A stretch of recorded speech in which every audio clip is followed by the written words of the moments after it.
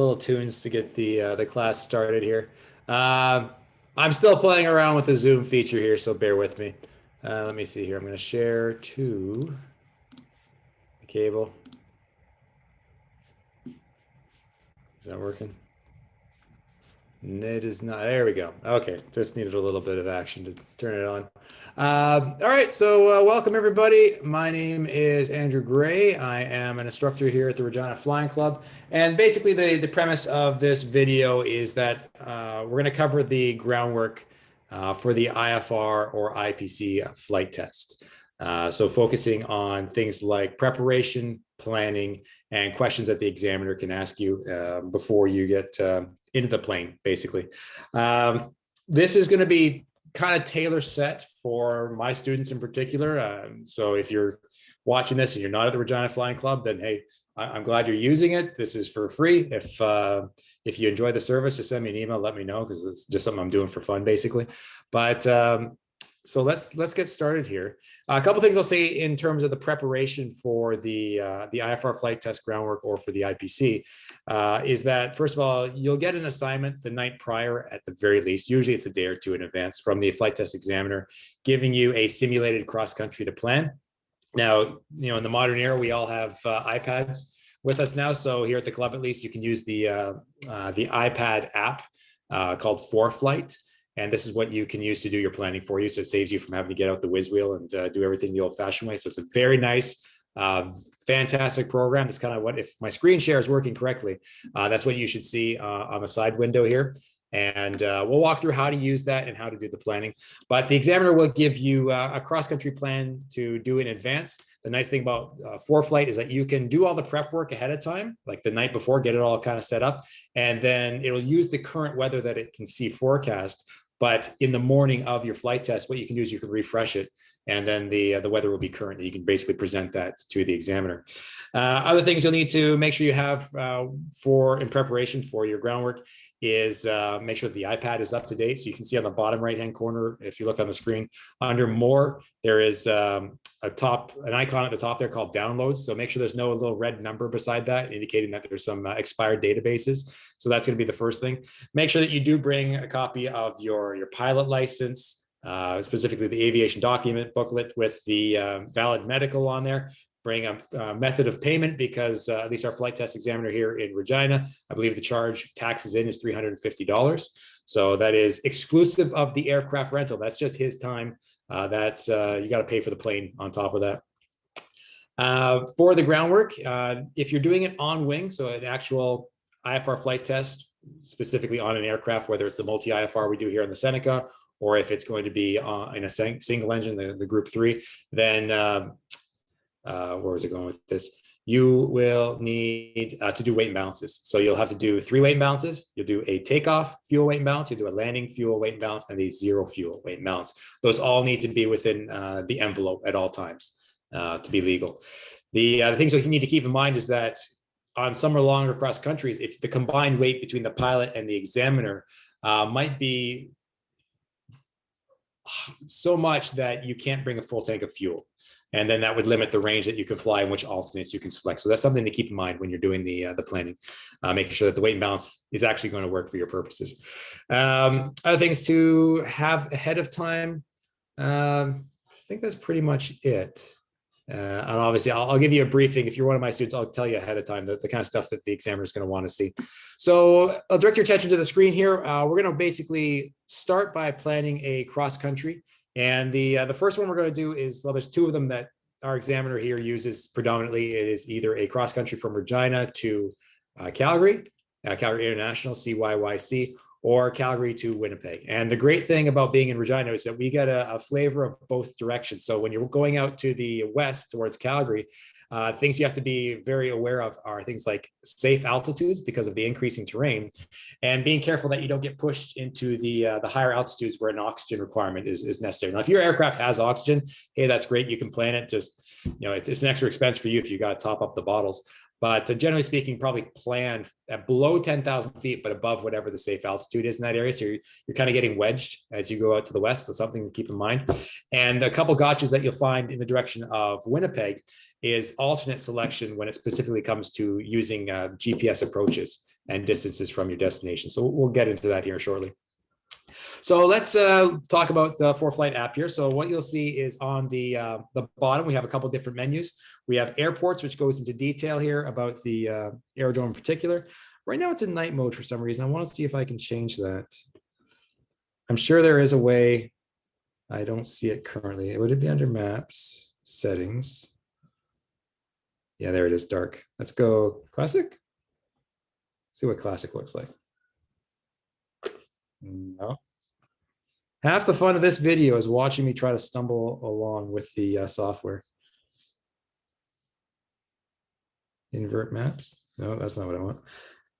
Anyways, we'll have to deal with the dark mode for now. So Regina. So we got Regina on the bottom. We have maps. This is going to be any kind of map that would be relevant for your purposes. We're going to keep it on the low chart here because this is the one that's specific to IFR procedures. Plates. Oh, that is night mode. Why? There we go. Let's bring that back to normal mode. So plates is where you'll find the approach plates, but it's also aerodrome charts, which would be very important for when we're doing our planning. Documents, this is where I happen to keep the cap gen, but it's also where we can find the Canada Flight Supplement or CFS. So we'll be using kind of interchangeably a bunch of these here. So let's start with the maps page and planning cross country. And just for your awareness, when you're preparing the cross country, if you don't have an iPad that has ForeFlight, and why would you unless you're a private owner? It's a great app. I really like it. But if you're just one of our students here, we have 2 iPads here at the Flying Club, and you can borrow one of them to take with you home the night before to do all your planning ahead of time. So don't worry about getting your own iPad or getting the software. We'll provide it for you. It's kind of included in the service. Anyways, in the top left-hand corner here, we have the letters FBL. That's for flight plan. That just brings down the drop-down menu that we're going to use to put the cross-country in. So let's start with the Calgary cross-country. I'll go from CYQR to CYYC. And if you see here on the map, right now it's just a straight line. So I'm going to get a little more detail about the routing that we're going to pick.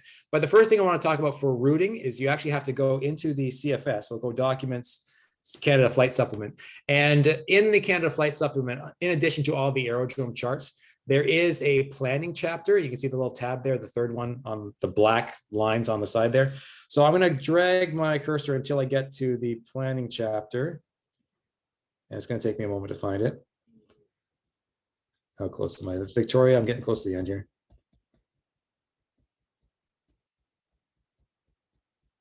Who knew Canada had so many airports?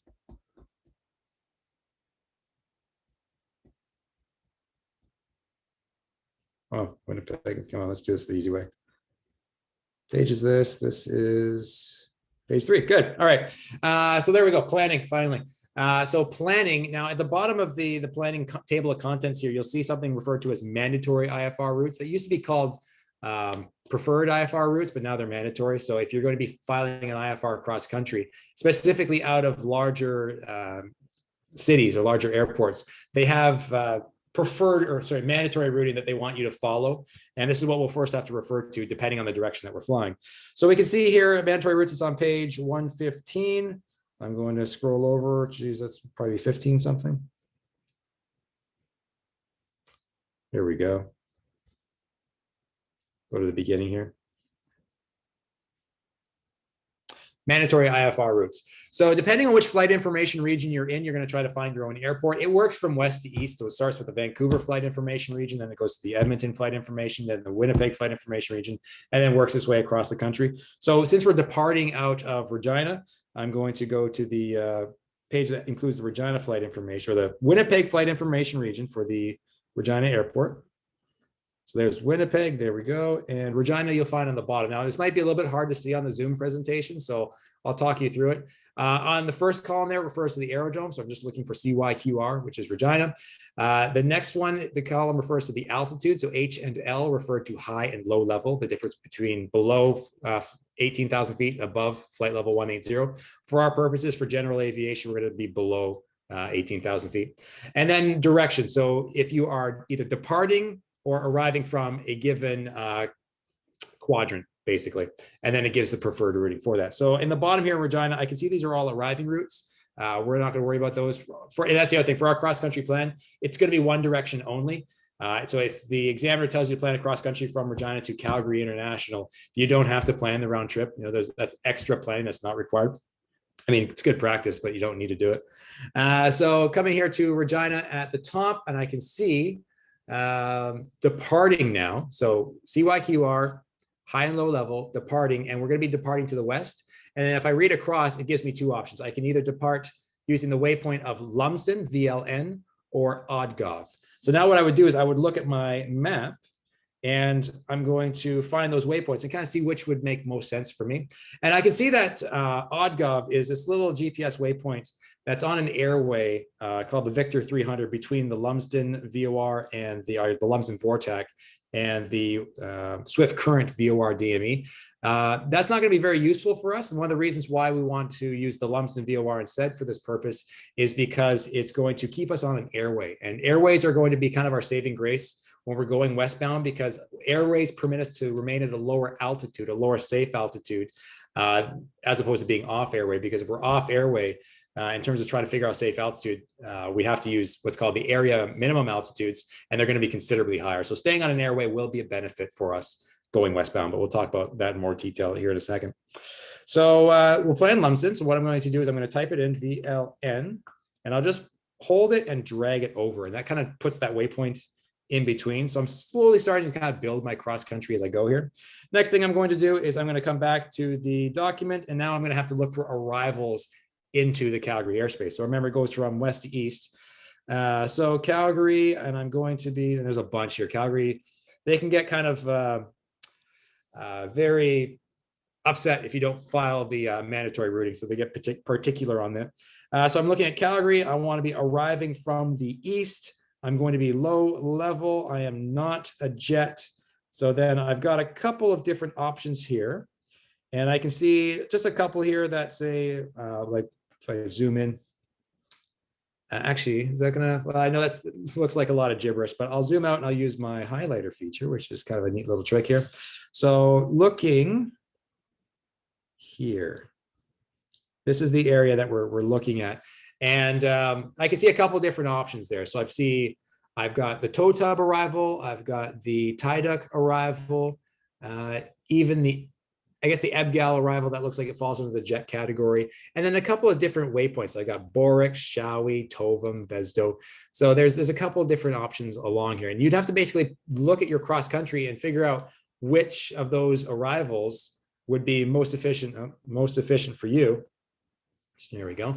So now let's go back to the maps page, and we're just going to look around. And I'm going to say Shawi was the waypoint that stuck out to me, because Shawi happens to be this waypoint right here. It's on the border between Alberta and Saskatchewan, and it's also along an airway, the Tango 644. So Tango Airways, those are GPS airways only. There's no actual ground-based navigation source. A Victor airway, or something that starts with the letter V, that's usually associated with a VOR in one end or the other, usually both.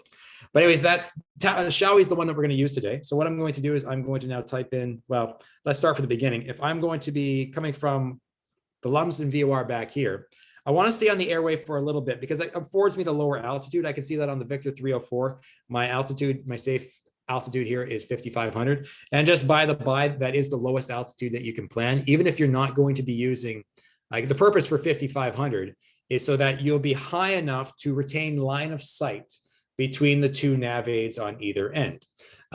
You can't flight plan below that. Now, if you need to get below the minimum en route altitude, this 5,500 feet, you are permitted to go down to that 4,000 number. That's with the little asterisk beside it. That's your MOCA, your minimum obstacle clearance altitude. That's saying you can get down that low if you need to for mechanical reasons, pressurization, emergencies, or even to avoid, say, icing conditions, whether you need to get lower. But you can't flight plan that. You only can get down there if you're en route and you discover that, oh, I need to get lower. Now, why that's interesting is because that 5,500 foot altitude is the altitude you need for reception range, that you can get, line of sight on both the nav aids. But ironically, and I spoke to the Nav Canada representatives myself to verify this, they say that you can't flight plan below that, even if you're going to be using a GPS, because GPS doesn't care about line of sight. So you think you'd be able to get lower, but they don't see it that way. Now, this is where this actually refers to something called Cunningham's law, where if you, the term basically goes, if you want to, the best way to get the right answer on the internet is to not ask a question, is to post the wrong answer. So if any of you heard differently and you can provide me a source, I'd be very happy to hear it. So let me bring our screen back, share. Oh, I lost my screen. So I am screen sharing. Why isn't this working? Share. Is it thinking about it or is it just buried? Oh, here we go. Okay, so I think I'm back to where I need to be. Okay, so along this airway, we're going to proceed to a waypoint called Beachy. Is probably the best one that you want to use here, because between Lumsden, VOR, and Shawi, you can pick whatever you want. I would recommend staying on the airway. So BY, Beachy, it is an NDB, but if you have a GPS, then you should be able to tune that up as well. And now at this point, this is where we're going to connect ourselves to that waypoint of Shawi. It will take us off airway for a moment. And you are allowed to do that. You can flight plan off an airway if you so choose. But the only thing is you'll have to be at a safe altitude. So if I stayed on that airway, I'd have to be at, well, it'd be this 5,400 feet altitude here. If I go off airway, then what I have to start looking at is, I'll put this minimized. If I'm off airway, I have to start looking for the area minimum altitudes, and they're bounded by the box, bounded by the lines of longitude and latitude. So I'm just looking for, where would I find that here? Here we go. So here's one of the numbers. So like is that large 4, small 5, that's the area minimum altitude. So if I'm anywhere in that airspace and I'm not on an airway, I need to be at least 4,500 feet. And that's bounded by the, pretty much, you can see there's lines of latitude and longitude right here, kind of up near the Saskatoon, or sorry, Martinsville, I guess that's Saskatoon VOR, all the way down to kind of the Moose Jaw area. If I look over to the next box, the safe altitude there is going to be 5,500 feet. So if I'm on the corridor between Beachy and Shawi, 5,500 feet is the minimum altitude I can flight plan safely at. Now, that's not a big deal. 5,500 feet, your aircraft should be able to easily climb above that. Where this gets interesting is that if you happen to be off airway, getting close to Calgary, you'll see that the area minimum altitude is actually 14,200 feet. And like I said, if you're going to be at that altitude, you need oxygen. If you don't have oxygen, you can't do it. And then there's a whole lot of questions that come along with that. So I recommend staying on the airway for that reason. So Shawi is going to be the beginning of the Tango 644 that we're going to use. And then after Shawi, if we remember from the mandatory routes, I believe Shawi was the transition. And I'm going to go back there and just confirm where that Shawi waypoint was. So it says, yeah, Shawi, Tango 644, Burko. And then looks like the tow tub arrival is what they suggest. So let's try to put that in here. So Tango 644 Burko tow tub. Tango 644. I'll click and drag after Shawi. Burko.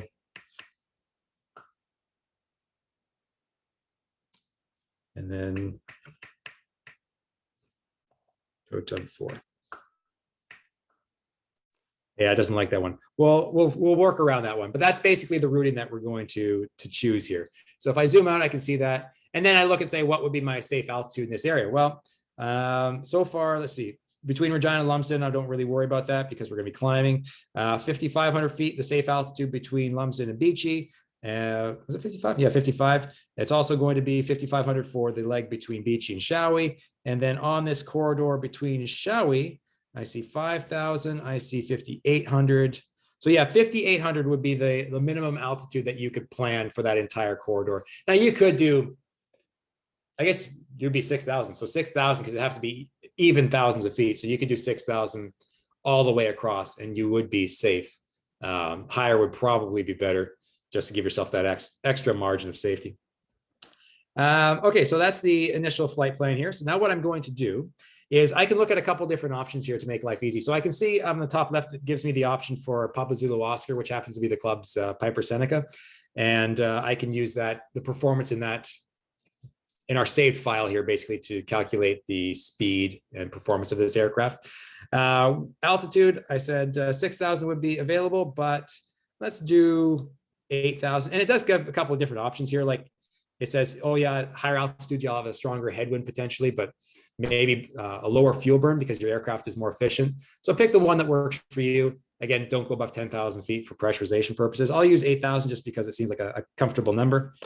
On the top right here, I can go procedure. And actually, before I go there, I'll talk about routes. So we've built our own route with this cross country here. But you could also go into the routes page and it will offer you suggestions for similar flight plans that have been through this route before you.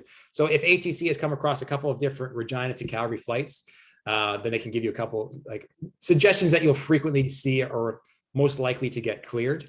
The problem with this is that the most common traffic between Regina International and Calgary International is probably WestJet Encore or Air Canada Jazz or some other airline that's going to be flying above 18,000 feet. So again, when it comes to their mandatory IFR routing, it might be slightly different because they're jet aircraft and they're high. So, but you can still look at this and get an idea of what would work for you. And the other thing that's nice about it, it does show you frequently cleared. So this first one here, you can see is being cleared today, and it's been happened. I forget the window for how many they're counting, but it's been cleared 438 times. So that's a pretty common route, but I imagine that's IFR traffic for high level stuff. And you can see they're using the waypoint of OddGov, and I would recommend against doing that in a light twin or even a single engine. So I can look it through here and see which routes. And if I select that too, it gives me a highlight. It shows me, hey, this is kind of what you're looking at, the direction that you'd be coming through. The interesting thing about this arrival is it's showing still the Burco transition, but Burco 5, whereas the mandatory route would recommend the TOTUB 4, I believe is what it was. So I think the TOTUB was actually incorrect. I think the Burco is what we're going to end up using, but we'll look at this in more detail. So you can look through a couple different options here. The nice thing about selecting these presets, it does give you an ETA and it does give you a fuel burn. The thing to be careful of here, and I'll try to find an example, is that, let's go here. Yeah, so the Regina one. So if I look here, the Regina beacon to Swift Current, and that might take you through the Moose Jaw restricted airspace. So be very careful with this one. You need to get permission first, I believe. You'd have to look in and do the research. So we'll avoid the whole Moose Jaw question here, but for the most part, you wouldn't want to go in that direction. But you can see here that says it's going to be 2 hours and 25 minutes and 63 gallons. Now, the problem with this arrival, if you compare this to other ones, like the, so that was at 223.63, you can see that compared to this route, it actually saves a gallon, and I think it's about 5 minutes faster. Yeah, 3 minutes faster, whatever it is. So you might think, oh, that's more efficient. I'm going to get there quicker. But there's a problem with this one down here because it actually is an incomplete flight plan. It doesn't show an arrival route into Calgary. So you need to see something like the TOTUB 4 or the Burco 5 or the Tyduk 5. Some kind of arrival needs to be in there. Otherwise, this is not compensating for the fuel burn that you're going to use while you're on the arrival route, the star itself. So just be careful with that. Don't just look at the timing and the fuel burns. There's going to be more things to consider. But you can kind of look and see what other people have done. It's a nice one. Now, this one's very similar to what we were planning. So it says Beachy, Shawi, Burco, TOTUB 4. That's pretty close. So we can keep that in the back of our head. So if you're in a pinch and you want to pick something really quick, that's a nice thing to do. But anyways, I'm going to build the procedure from scratch. So I'm going to go in the procedure here in the top right. Departure, most likely I'm going to get the Regina 2. So I'm going to add that. And plus, it never hurts to add that on there because it just requires you to bring more fuel, right? It makes sure that your flight plan, you should always think you need more fuel than you do.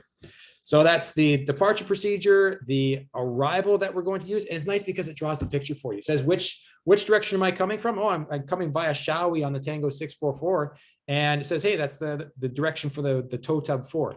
So yeah, that's what it was. The Burco 5 is for jets. So I don't want that one. So we want to be on the TOTUB, which is down here for piston aircraft.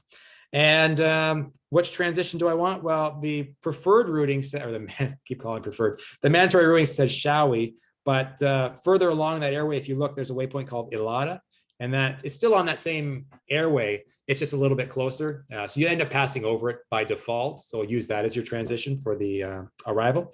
And then you can pick whatever runway is going to be preferred. The nice thing about ForeFlight, it gives you a predictive model, says which runway you might be expecting to be active when you get there. So, and here's the other thing to know about the parallels in Calgary specifically, and I used to fly out of Calgary, so I know this. They'll always have you land on the closer runway. So if you're coming in from the east and runway 35s are the active, then you're going to be landing on 35 right. If you're coming in from the west, they'll give you 35 left because they don't want traffic crossing short final, doing the, we call it sidestep from one runway to the next. If it's really light traffic, and I record this video in the era of COVID, so they might give you permission to do that to expedite your taxi on landing, so that if I'm coming from the west and I don't want to have to land on the the 35 right runway and then taxi the half hour it takes for me to get to the FBO. They may permit you to go to the parallel on the other side, but it's at their discretion. So just keep that in mind. Anyways, 35 right is what I'm going to select because that's going to be the most likely one. Add to route. And now I'm going to come back. Oh, no, wrong window. Procedure. Approach. Which approach am I going to get? Well, if I'm doing the approach on a 35 right, odds are it's either going to be an ILS or a GPS approach. I recommend picking the ILS, and the reason for that will be evident in the next cross country we plan.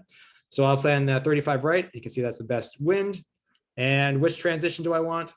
Just pick the longer final one, TASBU. I can see gives me a nice square base to final. ATC will actually give you vectors on this star. It's an open star, which means that you are not allowed to turn base until they give you a heading to fly. So if they don't tell you anything, when you get to MATAV here, you have to keep flying outbound on that southerly track. You can't turn in because there could be a stack of aircraft on the final approach. So I'll pick TASBU as a final transition. And now you can see that when I look at my flight plan, it's got a lot more information in there now. I can see it goes CYQR, CYQR2, the Regina 2 departure, Lumsden, Beachy, Shawi, Tango 644, Burko. And now here's a bit of a gotcha on this one, because what this flight plan is doing right now is it's kind of planning the same sector twice.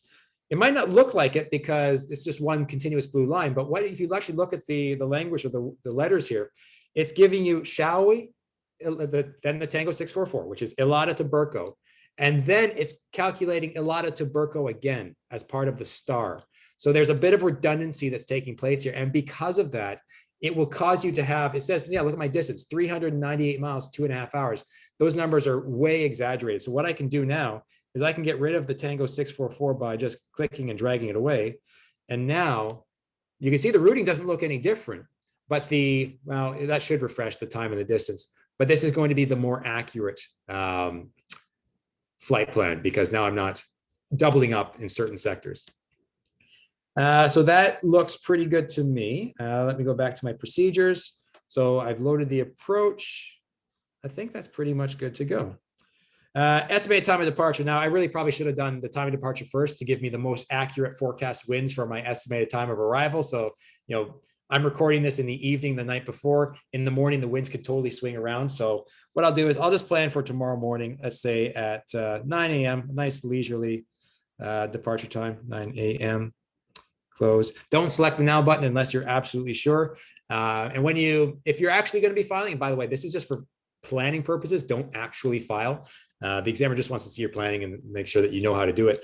But if you are going to be doing this and you file, probably most of the time you'll get a phone call from Nav Canada saying, are you sure this is the time you want? Because a lot of people play on here and they accidentally file, and TC wants to, or Nav Canada wants to call to make sure that it wasn't just a pretend flight plan that's gunking up the system. So that's my cross-country plan. The route looks pretty good. I think I've got a good altitude on there. Now what I want to do is I want to click this little suitcase button here, and it does something called packing your cross-country, because the legal requirement for an IFR cross-country is that you need to have the weather and NOTAMs with you at all times during that cross-country flight. In the event that you have a communication failure and you can't pick up the ATIS anymore, you'll need to know what the active runway is when you get there. Now, it used to be you'd have a print off with paper that would record all the information that you need. Now, the nice thing about doing it this way, when you pack it, it stores it locally so that as long as you have the iPad with you, it has all that information. So I'm going to select pack, and it's going to take a minute. Now, what I recommend is that do this ahead of time. Let me come back to my screen. For some reason, my screen isn't playing nice. But yeah, do this ahead of time.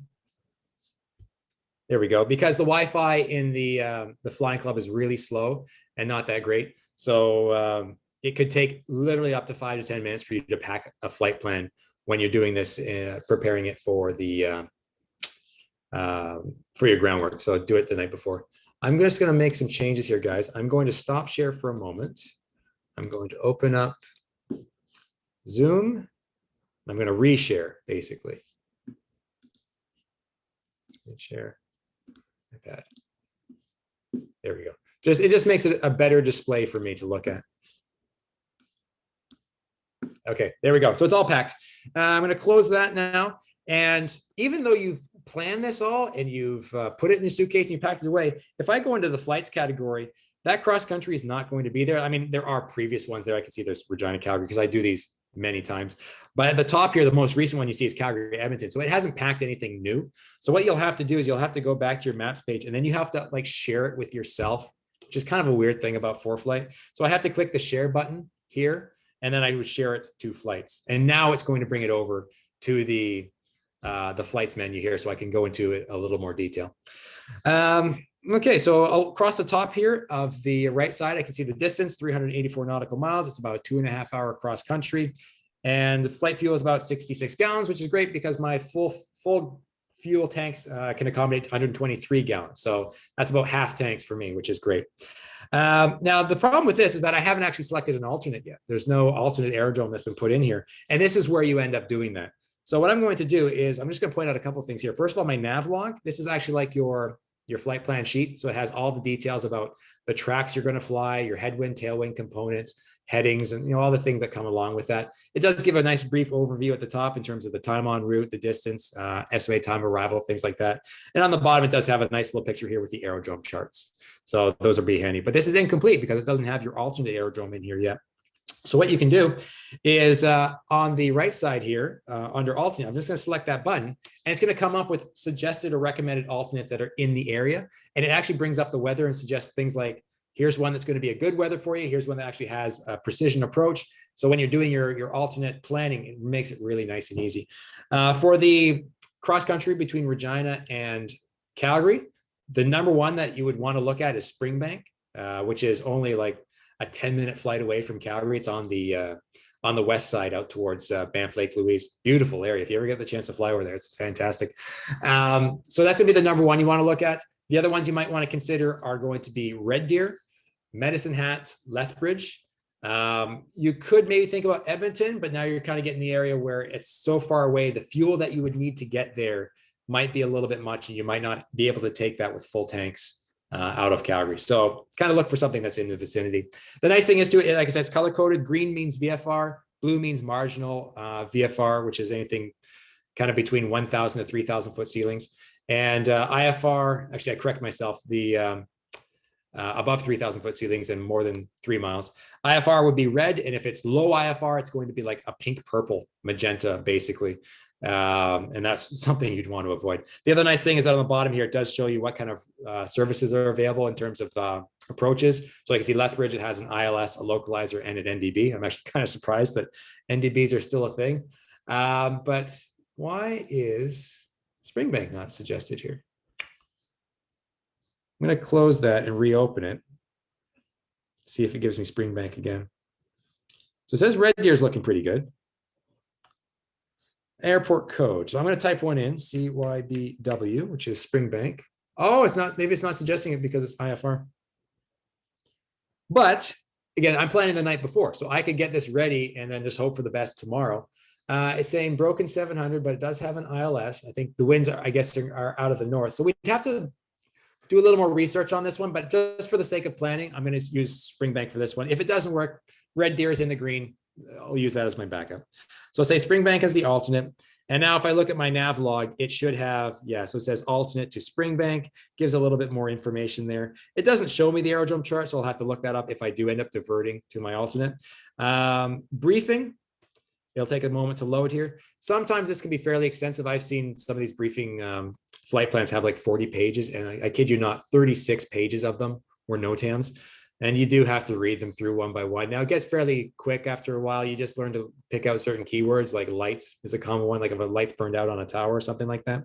But yeah, looking at things like, okay, this is going to show me the winds aloft for me based on altitude. This is showing me the winds based on my track across the ground. This is showing me any significant weather, and there's almost nothing there, except I do see some pretty strong clear air turbulence and strong winds. That does appear to be high level stuff though, so I'm not going to worry about that. And then the METARs and the TAF. And the nice thing about this is that, again, it's color coded. Green means good, red means bad.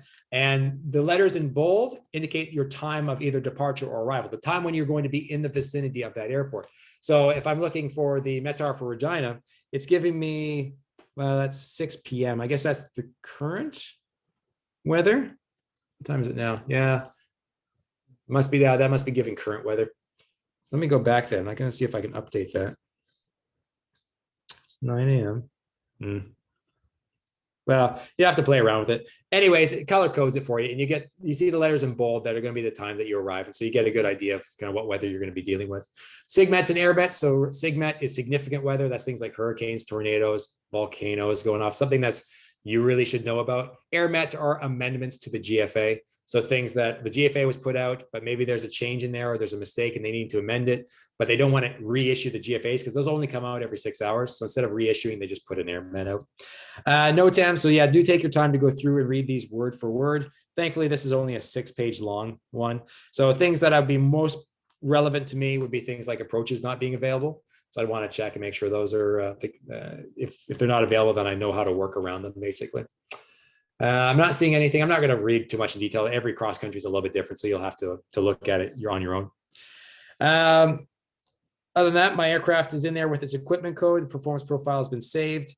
And if I need to, at the bottom here, I can proceed to file, but I'm not actually going to do that. But this is the cross-country plan that you'll form in the 4 flights the night before, and then you can refresh the morning of your cross-country. Now, when you sit down with your examiner, they're going to basically say, oh, I told you to plan a cross-country for me from Regina to Calgary. Tell me about that cross-country. And then you're going to have to give them the whole rundown for everything that you've looked at here. And what I recommend to do is call up Nav Canada on the phone, like before you do the groundwork. Call up 1-866-WX brief and get their weather briefing. Say, hey, I'm planning a cross country between Regina and Calgary. Can you tell me about that? And all the information, they're going to go off. They're going to talk for like 10 or 15 minutes talking about all the things that would be relevant to your flight. So just let them ramble and then regurgitate that information back to your examiner. The other things that you want to consider, first of all, for the cross country, don't be afraid to say it's a no-go. I mean, if the weather is absolutely atrocious and there's no way that you can make this work because of either headwinds and fuel or icing conditions or just, cumulonimbus clouds, or even you're not comfortable going, just say, yeah, I planned the cross country to Calgary. The weather there is a snowstorm and 1/8 of a mile, and it's overcast. At their vertical viz is 100 feet. My alternate sucks, and I can't use anything. I say, this is a no-go. He's going to go, great, okay, great. We'll schedule for another day. But he wants to see that you can make those decisions and say, this isn't going to be a good day to go flying. So be aware of stuff like, especially the en route stuff, icing. That's going to be the things you want to be concerned about. So when you're doing the groundwork, the best strategy I would recommend is kind of take it in the order that you're going to do it. So I would start with the Regina Airport. I would say, this is the current weather at Regina. This is the forecast, the TAF. So I'd read them the METAR. I'd read them the TAF and say, at our time of departure, this is what weather I would expect to see. Here are the NOTAMs that are going to be relevant at the airport for us. Talk about the procedures. I'm going to plan to take off this runway. I would probably do the Regina to departure. This is what that details. What are my minimums for taxi? The level of service. What is my minimums for takeoff? My takeoff minima. And then you can broaden out once you say, okay, after the Regina 2, I'm going to plan this transition to Lumsden VOR because it's my mandatory route. And then you can talk about the en route stuff where you can get out the GFAs and you can say, okay, here's the weather that I would expect to see along the route, not just clouds and weather, but also icing, turbulence, and freezing level, that kind of stuff. And then talk about your destination. Say, here's the weather currently in Calgary. Here's the forecast weather when I get there. Here's some NOTAMs I might want to be aware of. And then do the same thing for your alternate. So kind of take it in the order that you would actually do it and take your time with this. This is not something that you want to rush through because this is where the examiner sits back and says, okay, let's see what you're made of. So if it takes you 10, 15 minutes at least to go through this, take your time because that's where he's going to be saying, okay, this guy knows his stuff. I can trust him. The other thing that you want to mention on the flight test groundwork is just because you're legal to go, like the weather might be satisfactory for you to get this cross country done, doesn't mean it's a good idea because there is going to be definitely a difference between your legal limits and your personal limits. And don't be afraid to say, yeah, it's legal to fly, but I'm just not comfortable doing it today. Especially here at the Regina Flying Club, we have a lot of general aviation guys coming through here. So that's something that our examiner in particular really likes to see, making sure that, yeah, you could do it, but why would you? Why not wait for a better day if you can? You use that common sense. So that's the Calgary cross country. And now let's take a look at the Winnipeg cross country. And you could save this, like I have a little bookmark here if you want to save it for later. I'm not going to bother doing that. So I'm going to clear that. And now let's talk about going the other direction. So the different hazards that we have to consider for going eastbound now. So I'm going to say CYQR and then CYWG. So my start and finish point. And then I'm going to go back into my documents and say, well, I'm going to clear all that stuff. So how do I clear that? Clear. Yeah, there we go.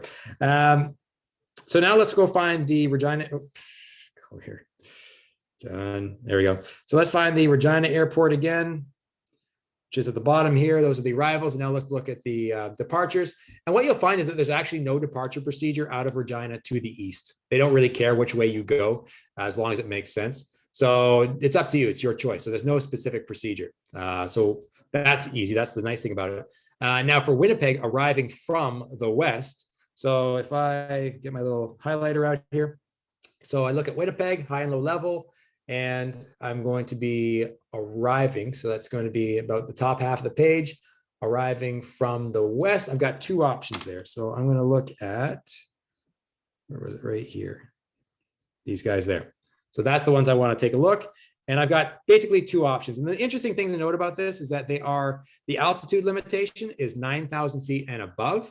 So if you're below 9,000 feet, you don't have to do this. And this is kind of where they give the general aviation piston guys a way out, saying, oh, if you're below level and you don't actually have to do this, you can fly a route that's a little more direct, although it's still a good idea because they might, as you get closer and you contact Winnipeg terminal or Winnipeg arrival, they would probably put you on one of these routes anyways, just to comply with the flow of traffic.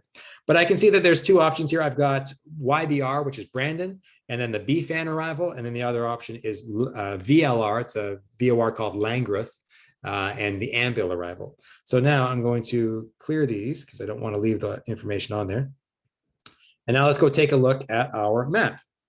So leaving Regina, altitude isn't going to be as big of a concern because the terrain is getting lower, it's getting closer to sea level. So the needs to be on airways isn't as important. But I'll still plan via this VOR DME right here. It's called Broadview. The identifier is slightly cut off, but the call sign is, or the identifier is Victor Delta Romeo. And then I've got the two options. So I can either go via Brandon, which is a little bit to the south here, or I can go via Langreth, which is this VOR DME up here. And it's really 6 of one, half a dozen of the other, which one you choose to use. Things that you might want to consider choosing one over the other is if there's weather, like if they had weather coming out of, what is that, Minnesota or North Dakota, if weather coming from the south, then maybe I want to plan a more northerly route. That might be one consideration. Or there could be like weather associated with the lakes here. I can't remember, yeah, Lake Manitoba and Lake Winnipeg. So if there's weather associated with that, then you might want to plan the more southern route. It's up to you which you choose. Things that you'll want to be aware of, though, is that the altitudes that you'll need to be on these legs might be slightly different. So if I come from Broadview and I go to Brandon, the altitude on that corridor is 6,000 feet. So I can flight plan a reasonable altitude. If, however, I want to go on the Victor 300 between Broadview and Langreth, you can see that's actually quite a bit higher. It's a long airway, so they need you to be at a higher altitude to guarantee that line of sight between the two waypoints. So 9,000 feet is quite a bit higher. And then you think about, well, it's a better fuel burn, but maybe the winds are stronger, so I wouldn't want to do that. So it's up to you what you want to choose. For our purposes, I'm going to choose Langreth just because why not? And I'm going to put that, drag it between the two waypoints there. So now I've got Regina, Broadview, Langreth, Winnipeg. So same as before, I'm going to come up into the side menus here. Papa Zulu Oscar is the plane. I want the basic performance profile. Altitude, well, I'm going eastbound now, so it's odd thousands of feet. So I could choose, well, normally 5,000, 7,000, 9,000, but because I'm going to be on this airway that has the higher minimum en route altitude, I'm pretty much stuck at 9,000 feet. So I'll choose that. And hey, look at that, I got tailwinds, which is pretty nifty. And now, the other thing to point out as well, like even if you plan to, and I said this already, but even if you plan to do the GPS as your primary navigation source between these two waypoints, you still couldn't flight plan below that altitude. You'd have to be at 9,000 feet. There is a way around this. And this is kind of a weird, and this is where I hope someone corrects me. I hope this is wrong, but I called Nav Canada directly, and this is what they told me. If you were off airway, then you would only have to respect the area minimum altitude. So I see down here, 4,800 feet is going to be the safe altitude. And getting closer to the Winnipeg area, I guess it's all the way down to 4,000 feet. So I could actually get quite a bit lower if I was off this airway. So what you could in theory do is I could just throw away the Broadview waypoint. And now I basically created my own GPS route. I'm no longer on an airway. It's a GPS point to point between Regina and Langreth. Because I'm not on an airway, I can now get to a lower altitude, and 5,000 feet would now be an acceptable flight planning altitude. So yeah, many ways to skin a cat here. Now, I'm still going to put in Yankee Delta Romeo just because I'm most familiar with this routing, and it gives us a couple of edge cases we can talk about. But there are other ways you can kind of plan this cross country. Anyways, I'm going to come into the procedure here. I'll still load the Regina 2 departure, which is straight up because it does necessitate a higher fuel burn. So it's extra safe. Arrival in the Winnipeg. Again, it draws me the picture. So I can pick the one that makes the most sense. And I look here, if I zoom in, Anvil 2. All right, that makes the decision easy. So Anvil 2, and that was what the mandatory route said as well. Which transition do I want? The Langreth is going to be the best selection here. Which runway am I going to probably land on? Well, it says right now, according to my ETA, it's going to be 31. That could change. So we'll update that as we need to. I'll add that to the route. And now you can see in my flight plan, it goes through more detail. So it says Regina 2, Broadview, Langreth, then the Langreth transition on the Anvil 2 arrival for runway 31. Procedure, what else can I put? I can put in the approach. And this is an edge case that comes up here. We'll talk about in a second, but you should always choose the ILS specifically into Winnipeg. You can pick the GPS, but it makes it difficult for your alternate selection. And we'll talk about that here in a second.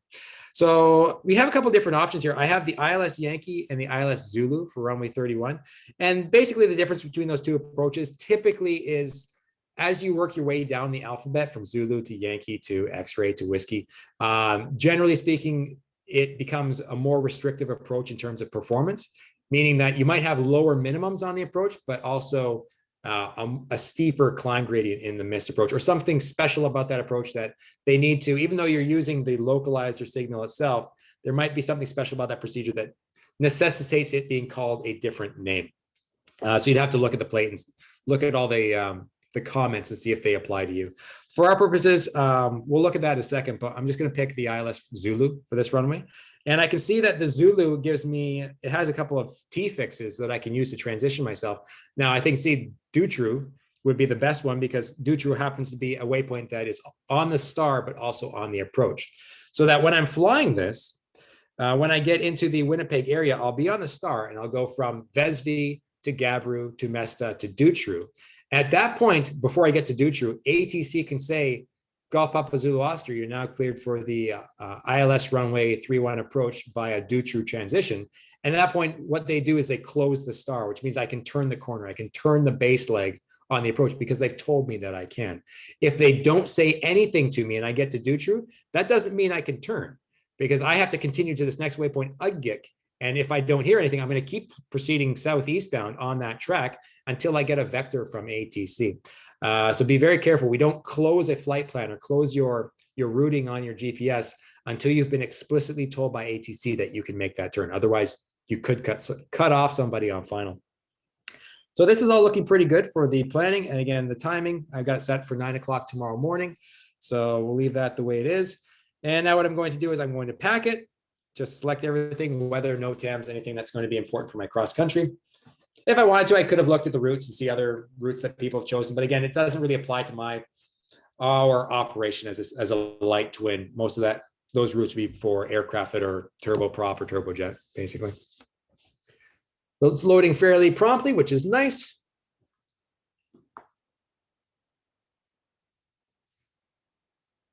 There we go.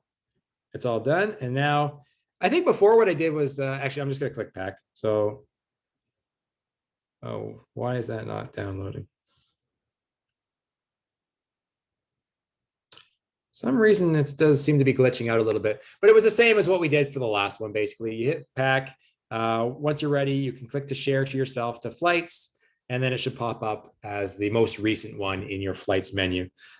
Keeping in mind that I still have to pick an alternate in this area, but you can look through the nav log and the briefing, kind of take a look at the conditions that will be relevant for your flight. Now, the alternate selection in Winnipeg is the tricky one. This is the gotcha that comes along here. So let's talk about that. Alternate, which ones can we pick in this area?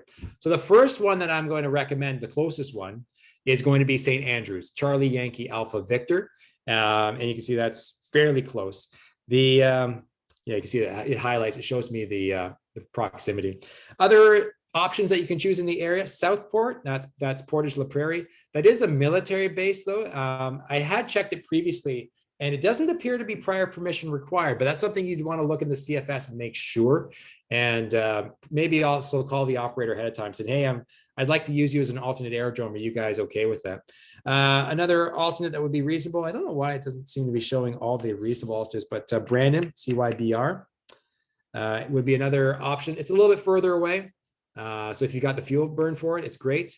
The nice thing about Brandon in particular, it does have an ILS approach, which segues me nicely into St. Andrews.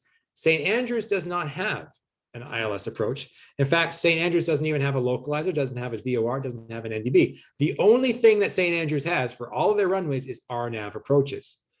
Now, this is where we get into that little edge case I was talking about, saying you would want to plan the ILS into Winnipeg, because if you go to St. Andrews as your alternate, you are mandated to do a GPS approach if the weather is low. And why that's important, and I'll just select that here. I'm now going to bring you into the Cap Gen. And what I recommend too is that when you're sitting down to do the groundwork with the flight test examiner, have this ready. And really, as far as your preparation and studies go for getting ready for your groundwork, you really should read through the first 30 or 40 pages of this. They are worth their weight in gold. There's a lot of abbreviations and stuff like that. In this presentation, I'm going to give you all the information you need. But if you're ever in doubt and there's a question that you don't know the answer to, I can almost promise you the answer is going to be in this document, specifically in the first 30 or 40 pages. So make sure you are well versed in this and familiar with where to find the information. The nice thing about the Cap Gen is that it goes through in the order that you're going to do it. So it's going to start talk about taxi procedures, then it's going to talk about departure procedures, then it's going to talk about arrivals, and then approaches, and then alternates. So it has a flow. So that's how you can kind of remember where to find this information. But we're specifically talking about the alternate right now. So what I'm going to do is I'm going to skip ahead a little bit and try to find information. And what I really want to do is start getting rid of all my annotations. She's clear. Done. So let's start looking at the alternate aerodrome stuff right here. So this is the chapter that concerns alternate aerodrome weather minima requirements. And the one I want to specifically draw to your attention is this part right here.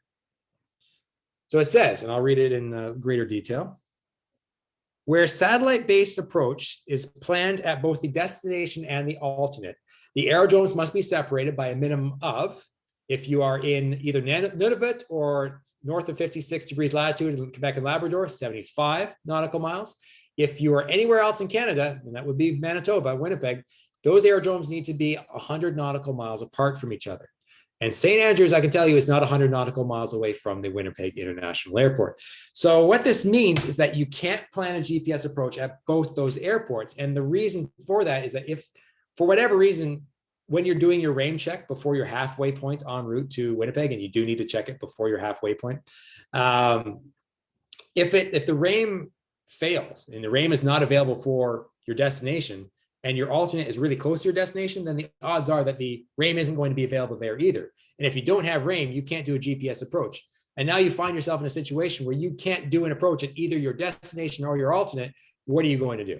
Right? So that would be a bad position to be in. So they say at least have 100 miles away from both of them. I'll tell you in practice, I mean, I've been flying for almost 20 years now. I've never come across a day where RAIM wasn't available. But, you know, if the solar flare comes along and it knocks out the satellites, you know, always have a backup plan. So, what you can do to work around this rule is you can say, okay, I'm going to plan the ILS at my destination and then the GPS at my alternate. Or if you want to get really creative, you can still plan the GPS approach at your destination. But when you go to your alternate, you'd have to plan a visual approach into St. Andrews because it's either GPS or visual approach there. So you need to have really good weather in St. Andrews to justify using the GPS approach in Winnipeg. So be careful with that. Okay, I'm going to clear that now. Clear. Come back to the map page. So that's looking pretty good. The routing is looking nice. And again, same idea. Call up Nav Canada 1866 weather brief, get your flight planning or get their weather brief en route there. And it's pretty much the same thing as we talked about for the Calgary cross country. You port it over to your flights page, you check out your weather and NOTAMs, specifically read through all the NOTAMs. And just make sure everything here looks good, and then don't proceed to file. I say normally you would, but don't in this situation. So those are the two cross countries that are most common in, at least for the Regina Flying Club here, that our flight test examiner uses. Now, that's not to say that when you do the groundwork with the examiner, if he gets you to plan across country to Calgary, that doesn't mean that on your flight test, you're actually going to be intercepting the Victor, what is it? The Victor 304, I think. Yeah, Victor 304 out to Beachy. He might on the day of your flight to say, no, we still want to plan the Tango 678 because it's just more efficient for our purposes. It's nice and close.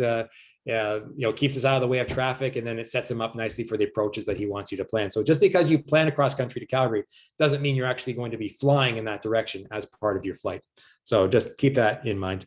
And just by the by, Tango 678 is becoming our new favorite airway to intercept outbound. So because it's close to the airport, the odds are that getting this on the as your departure procedure on your flight test is highly likely. So be ready for those. Anyways, now what I'm going to do is I'm going to direct your attention pretty much exclusively to the capgen, and we're going to talk through this and talk through like the weather limits, the minimas, and how this all kind of plays in. And I'm going to try to put this down into plain English for you because, this is something written by a bureaucrat sitting behind a desk, and I want to put it in terms that you'd be able to roll it off the tongue fairly quick. That's not to say that this is going to be easy to work through. Now I'm recording this in February of 2021. And things like the approach band limits are going to start to change this year. So depending when you view this video, this information may be expired. So, refer to the current place and the current information. But based off the time I'm recording this, this is the best available information that I have. So the Canada Air Pilot, again, make sure the plates are, make sure your document is current. This one I can see here is valid until February 25th, which happens to be my mom's birthday. So a nice, easy way to remember that. Done. All right. So now let's look through and we're going to start taking this step by step. And what I'd like to start with is I'm going to open up the plates for the Regina Airport. And let's start talking about this plate in particular, the aerodrome chart for Regina International. So first thing you want to look at when you're talking about a flight of any kind is what visibility do I need to even taxi out? Now, the visibility you need for taxi is very different from the visibility you need for takeoff. So let's talk about that. Down here at the bottom of the aerodrome chart, I have something. Actually, I'm going to get my cursor on here again. I have my, why is it purple? I don't want purple. Let's try this new. Let's go yellow because it's so, why is that like a faded yellow? Can I get that better? Yeah, right about there. I'm going to draw it thicker. Let's try that again. Not 4 point. Let's go. Yeah, that looks good. There we go. Is that too bright? Yeah, it's too bright. There. Let's try that. All right, so level of service down here. Level of service can be thought of as your taxi band. This is the visibility that you need in order to taxi your aircraft to the runway. Note that this visibility is probably a lot lower than your takeoff minima, which is down here. So there are two different categories here. So taxi band, think about runway level service as taxi band, but in a more broader context, the point when the runway begins becoming a runway and below that visibility, it's not a runway anymore. It's a vast empty parking lot. We'll come to that. We'll come to that reference here in a little bit, but we'll get back to that. Anyways, runway level of service. So the way that this works is that if nothing is displayed for a level of service, we assume the standard of half a statute mile or 2,600 RVR. And to contrast this with a different example, I'll see if I can pull up the Yorkton Airport, CYQV, aerodrome chart. And you'll see that on the bottom of this one, it doesn't have anything for level of service, either an RVO, a reduced visibility operation, or low visibility. So in the absence of any, that's Dauphin, but you can see it's the same idea. That's the wrong airport. But if I pull up CYQV, aerodrome diagram, no, not that one. Let's try this again. CYQV, aerodrome chart. Same idea. On the bottom of this one, there's no level of service. So we assume half a mile. Okay, so that means that you can't taxi out with anything less than half a mile visibility or 2,600 RVR. So let's come back to the Regina chart here. And we've got two categories of level of service. For anything that is a visibility less than half a mile down to an equal a quarter mile, which is about 1,200, which is exactly 1,200 RVR. We call that reduced visibility operations. If it's less than 1,200 RVR down to and including 600 RVR, we consider that low visibility operations. And there's no permission to do any operations in Canada below that visibility at the current time. There are some places in the US, I think Seattle is one of them, where you can get down to like 300 RVR taxi out and sometimes even take off at those visibilities. That is well beyond the scope of this lesson, so we're not going to talk about it, but you can know it's out there. If the aerodrome has procedures in place for visibilities less than half a mile down to a quarter mile, this reduced visibility operations or RVO, they aren't required to publish it. So that example I showed you a little bit earlier about Yorkton, the Yorkton airport may very well have reduced visibility operations. The airport might have put in place procedures in the event that the visibility drops below half a mile down to and including a quarter mile, but they're not obligated to publish it. And because it's not in there, you can't assume it. So you just have to assume it's half a mile. If the airport does have low visibility operations in effect, where it's below 1,200, they are required to publish that. So the fact that I didn't see that for the Yorkton airport tells me they don't have any plans for that. And that doesn't surprise me because it's a small airport. But you can also see here for Regina, LVO, it says it's not authorized. So we have no procedures in place for that. The only place that you would really see low visibility operation procedures is when you're at like big international airports like Vancouver, Edmonton, Calgary, Winnipeg. Actually, I don't think Winnipeg may or may not. I'd have to check. Toronto, Montreal, and Halifax, like the big city centers. For our part, you can see we don't have that here in Regina. So we're only going to be looking at the reduced visibility operations. But again, that is like our taxi van. So now I have to specifically for the visibility that I need depends on the runway that I'm going to use. And I can see here for reduced visibility that I need RVR 1,200. So if I get my little cursor here, RVR 1,200 is what I need to taxi out. The interesting thing about that, because that's listed in an RVR value, it tells me that there is a transmissometer available for that runway. There's this little letter A up here that tells me that there's a machine called a transmissometer that measures visibility in feet. If that isn't available for a certain runway, like if I look at runway 31, it's giving me the visibility in at a quarter statute mile. And that happens to be the same as 1,200. But because it's giving me in statute miles and not feet, it tells me that there isn't a transmissometer. And I can confirm that just by looking down here. There's no letter A down in the bottom corner there. So I don't have to worry about it. If you ever see a letter, if there's more than one RVR available for a certain runway, you'll see a letter B, which means that it's a second transmissometer co-located with the runway midpoint. And then if you see a letter C, again, this is something you'll find in airports that are really big. That's at the runway endpoints. You'll see A, B, C for beginning, middle, and end. But we only have one transmissometer here in Regina, and it's only on runway 13. Now, I don't see any descriptions for the level of service for runway 08 or 26, which tells me that it's the standard. It just defaults to the half-mile visibility. So if I'm going to be taxiing out from the Regina Flying Club here, then if I'm using 13, any visibility that's above 1,200 RVR, I can taxi out. If it's for runway 31, anything above a quarter statute mile, I can taxi out. And for runway 26 or 08, I need at least half a statute mile to taxi out. Now, the other interesting thing to note is that RVR values are only specific for the runway that they're being used on. So that if I'm getting a weather forecast, or let's say I pick up the ATIS and I'm at the Flying Club here in Regina, and it tells me that the visibility is 1/4 statute mile, but the RVR for runway 13 is measured as 1,000 feet. Because I'm going to be taking off runway 31, and it told me a quarter statute mile, I'm able to taxi out. That RVR value of 1,000, which is below 1,200, only applies to that runway in question. So that doesn't apply to me in the situation where a tower is active, but we'll come back to the edge cases here in a second. So RVR only applies to the runway that it's using on. The other thing I can say about these levels of service, these taxi bands, is that if you do your run up and you check the weather and the weather is satisfactory, you can taxi out. if the weather drops below the level of service while you're mid-taxi, you don't have to stop. You can keep going to the runway threshold, and then you have to wait there for the weather to get better. So if I was going to be using runway 31, and I know my level of service is 1/4 statute mile, and I check the weather before I taxi, the ATA says the weather is half a mile. I say, hey, that's good. I can taxi out. I call ground. I get my taxi instructions. And then while I'm en route, ground calls me and says, Papa Zulu Oscar, the weather has fallen now to 1/8 of a mile. State your intentions. And I say, oh, that's too bad. I saw that because now my visibility is really bad. But you say, ground, Papa Zulu Oscar, I'm going to continue to taxi and hold short of the runway.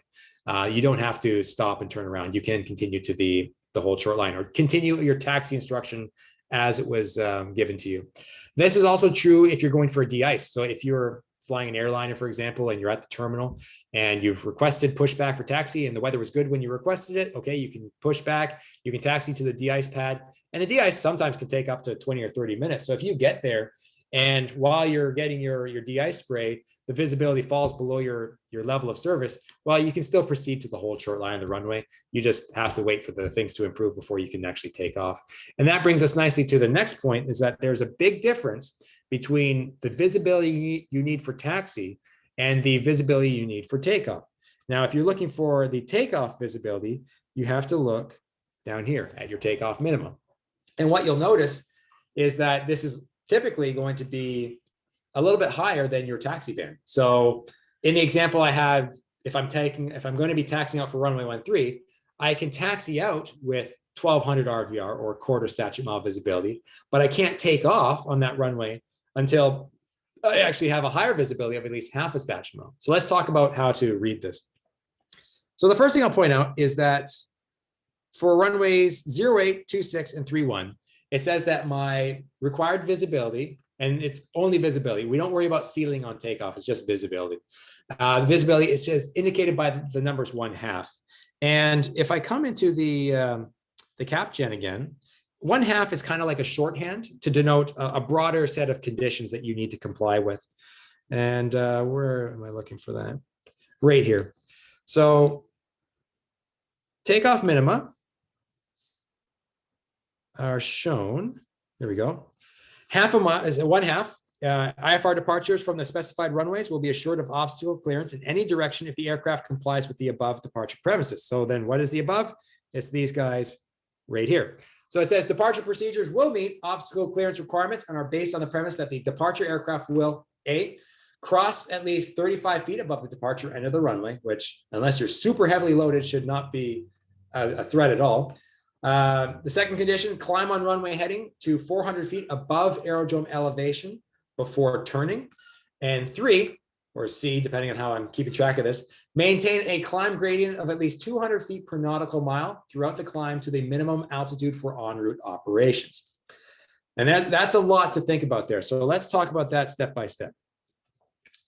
200 feet per nautical mile. Now, if you're not sure what that is in vertical speed of your aircraft, thankfully, there is a chart right here that you can use called the conversion table that will give you the opportunity to see what your vertical speed requirement is for 200 feet per nautical mile. And it's based on the aircraft's ground speed in the climb. I'm going to change my marker here to blue. Let's make it a little bit smaller. Yeah, that looks good. I should just go red. Red looks better. So if I need to maintain 200 feet per nautical mile, what I'm going to do is I'm going to look on the left side of this. Make it bigger. This is actually the really nice thing about working with iPads.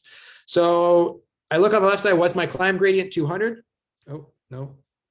Marker. Here we go. 200 right here. So now I'm basically going to follow the diagonal line down until I get to my ground speed. And I'll just say for the purpose of example, it's 140. And then I work straight across and I try to figure out what that is in terms of a rate of climb. And I can say roughly here, my finger's too fat for this screen, but it looks around 500 feet per minute, let's say. So once I determine that it's a 500 foot per minute climb, then I have to do my takeoff performance. I'd have to look at my POH and say, with the conditions of today, with my aircraft's gross weight on takeoff, with the fuel I have on board, with the temperature and the air density outside, can I maintain a 500 foot per minute climb on takeoff? If the answer is yes, okay, then you should be good to go. But then the next question becomes, how long do you have to sustain that climb for? Because a 500 foot per minute climb on takeoff is fairly easy when you're just close to the surface. But as you get higher in the air and the air gets thinner, your climb rate might decrease because you just lost performance in the lower density air. So then what would you do? How long do you have to sustain this 200 foot per nautical mile climb? So this is where it comes back to the second half of that sentence where it says to the minimum altitude for en route operations. So what does that mean? So what is my minimum altitude for operations? Basically, that just means that if you can look on the map here or any IFR document and you can point to a source that says you're now at a safe altitude, then you can slow down your climb. So that if I'm taking off out of Regina and I'm just looking broadly at the load chart, then I can say, well, in this area, my area minimum altitude, I can see there's 4,800, but that's actually not the one that applies for me, 4,500. So as long as I can hold a 200 foot per nautical mile climb until 4,500 feet, then I'm okay. And that's only about 2,500 feet above ground level here. So that's not too hard to do. But if you want to bring that even lower, what I can then do is I can look at maybe some different plates where I could go to maybe look on my ILS and I can say, well, the ILS, my 100-mile safe is 4,800 feet. I'm like, well, that's kind of this, is that the same or higher than my area minimum altitude? Or I could even look at my minimum sector altitude, my 25-mile safe. It happens to be 3,900 feet here, or 3,300 feet here, or 3,700 feet here. Like, as long as I can point to some altitude that says I'm now at a safe altitude in a safe area, then I can slow down my climb. So that's what it means by maintaining your climb gradient to a minimum en route altitude. And as long as you can point to any chart to do that, then that's fine. Yeah, so those are the three conditions. So now when I come back to my aerodrome chart, and it says for the takeoff minima, half a mile, that's what half a mile means. Now, the next thing here is I can see for runway 13, there's a little asterisk beside it. And what that means is that something special going on here and it needs to get your attention. So the little asterisk says that you have to look somewhere in the body of the aerodrome chart to find another asterisk that will go into more detail about what you're looking at. And I can see that asterisk here, asterisk here. It says just basically read the comment.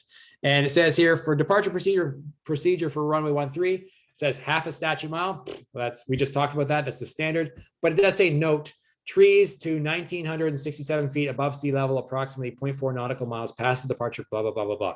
So it says, hey, there's obstacles out there that might impinge on the departure path. Just be aware of it. And you go, yeah, that's good to know. It doesn't really, it's not going to change the way that you fly that departure procedure. So still half a mile, basically, with the comment that there's trees out there. Okay, I mean, I'll be climbing pretty quick. And 1,967 feet, those trees are only 100 feet tall at most. So they're not going to be a problem for you. So that's the takeoff minima. Now, in terms of the weather for the takeoff minima, we have a hierarchy in place. And I'll point you to, I'm going to be jumping around the capgen a little bit, but remembering that the capgen flows in an orderly fashion, starts with taxi and then starts with the takeoff. So when I'm at an airport that has an ATC tower, and these rules will change whether you have a tower or not. So if I'm working in Yorkton or Brandon, actually, I don't know about Brandon. I don't know if Brandon has a tower or not, but Yorkton for sure does not have a tower. Or Regina when the tower is closed overnight. The rules for the visibility I need on takeoff, the way that I interpret my weather will change depending on whether I have a tower available. So let's talk a little bit more about that.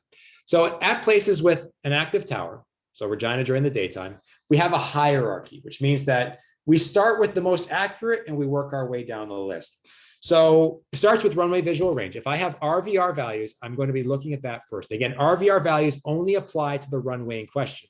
So since I only have RVR for runway 13, that can only be used if I'm taking off on runway 13. Runway 31 doesn't use the other end RVR. If the runway visual range is not available, or let's say it's not reliable or it's fluctuating, then you go down to the next level below that, which is the ground visibility. And it shows 4 conditions here, but really it's 3 because ground visibility and tower visibility are essentially the same thing. They kind of group them together. So whatever the METAR is or whatever the ATIS is kind of like the tower visibility. And then the fourth one, the last one there is the pilot observed visibility.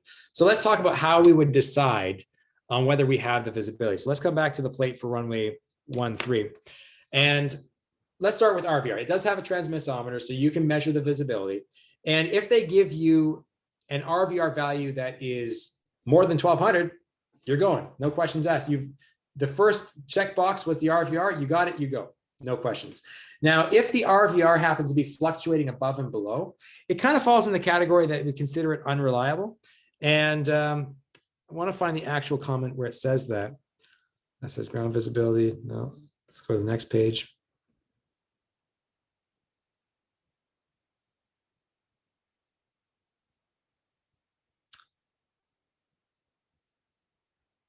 I want to find specifically where it gives this information.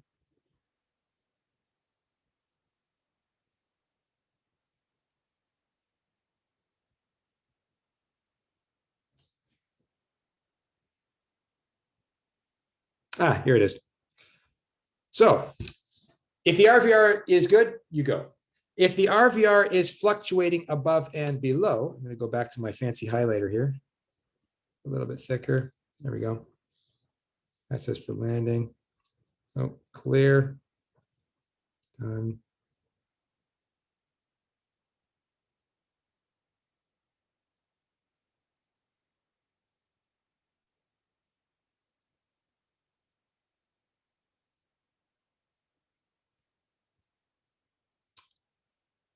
Ah, this is frustrating.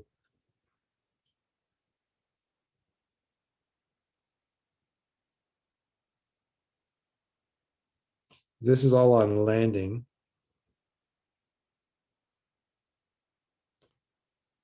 Oh, here we go. Found it. I was looking in the wrong area.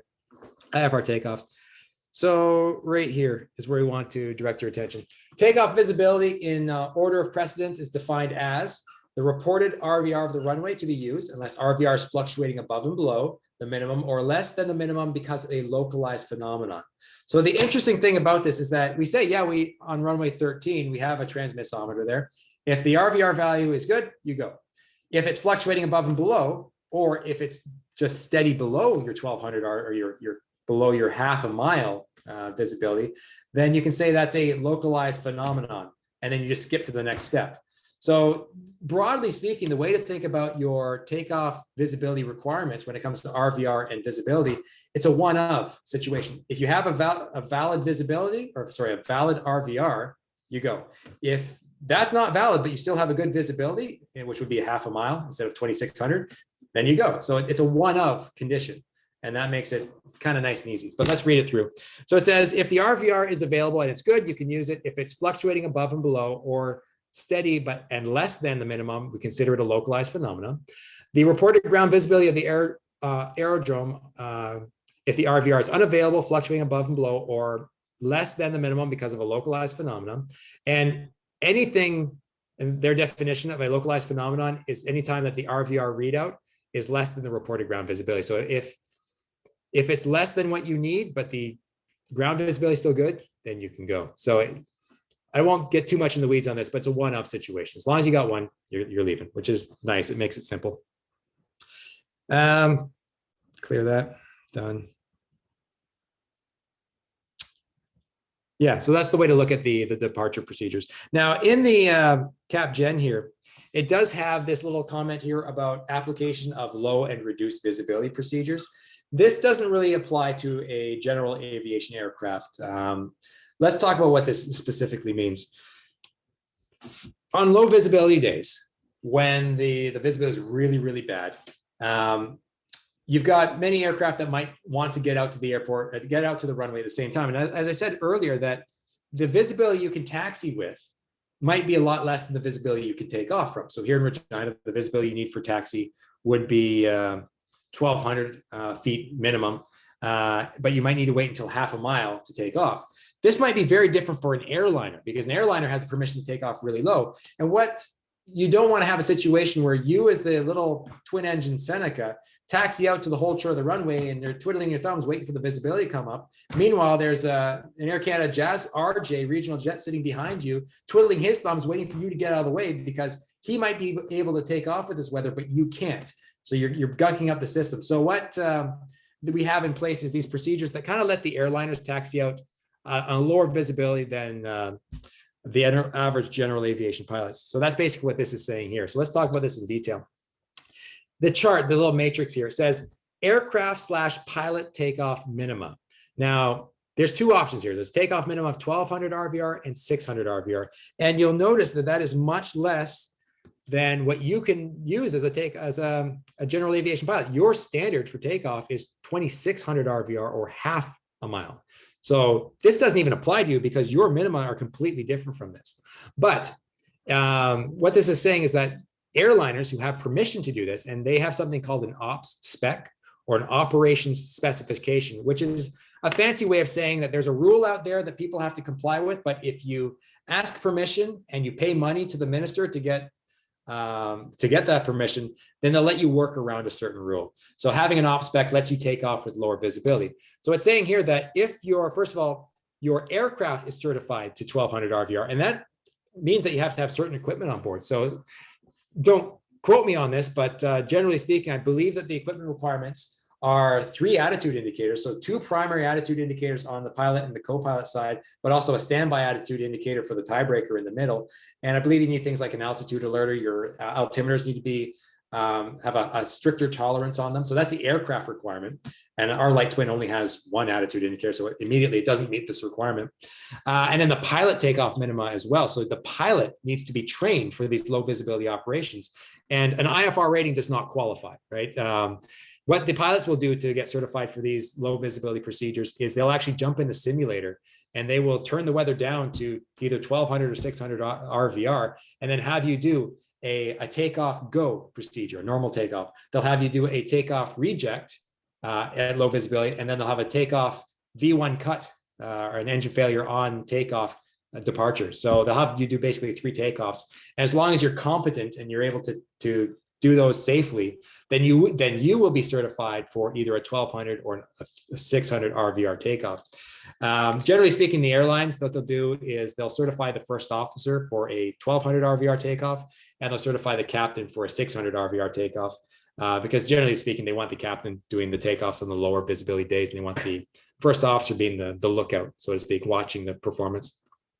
So this whole matrix here does not apply to us as general aviation pilots. But what it's saying is that if you are trained and if your aircraft is capable, then you can taxi out with visibilities of now 1000 RVR, which is nice because we said earlier, the general aviation guys can't taxi out till 1200. So it's saying, okay, you can sneak out a little bit ahead of these general aviation guys because they're not going to be taking off anytime soon with visibilities like this, but you can actually take off pretty quick. So that's what this is trying to say. So this does not, I skipped ahead a little bit accidentally here. Doesn't apply to general aviation aircraft. This is really just for operators that have applied for the ops spec to get permission for it and have had the technological training and the aircraft performance to do it. All right, so moving on. So that is sort of trying to think if there's anything else I can say on the takeoff minima here. Actually, let's pull up another plate for an aerodrome. Let's go to Dolphin. Is that my recently searched? Yeah, Dolphin's a good example.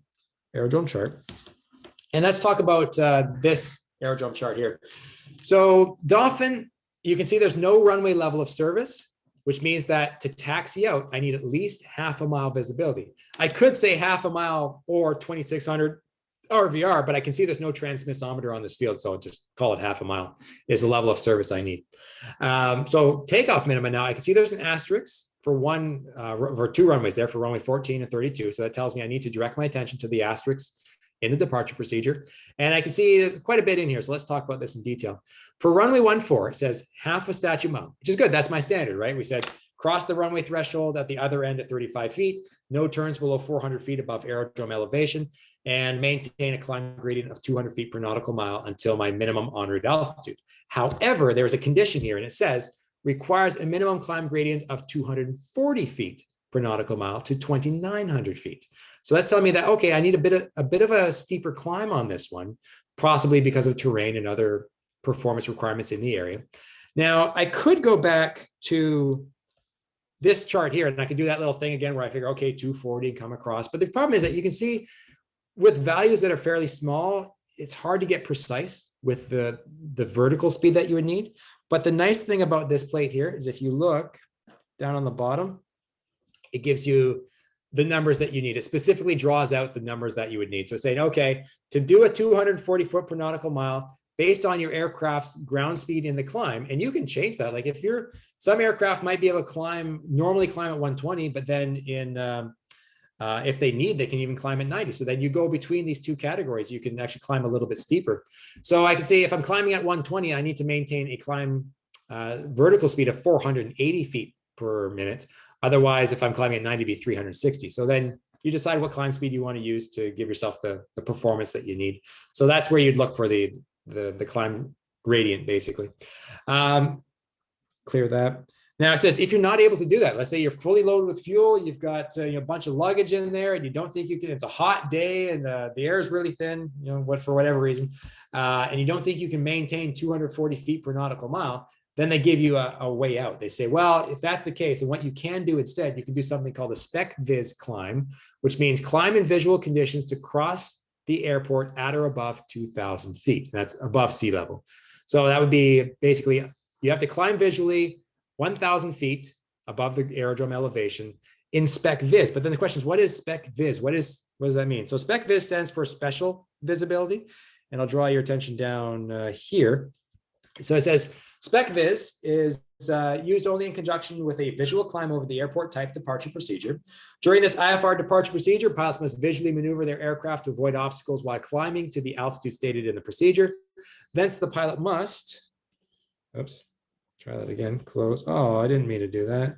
Then the pilot must maneuver their aircraft over the aerodrome at a point where which point the spec viz and visual requirement may be relinquished and the procedure continued. And depending on your aircraft category, the visibility requirements will be different.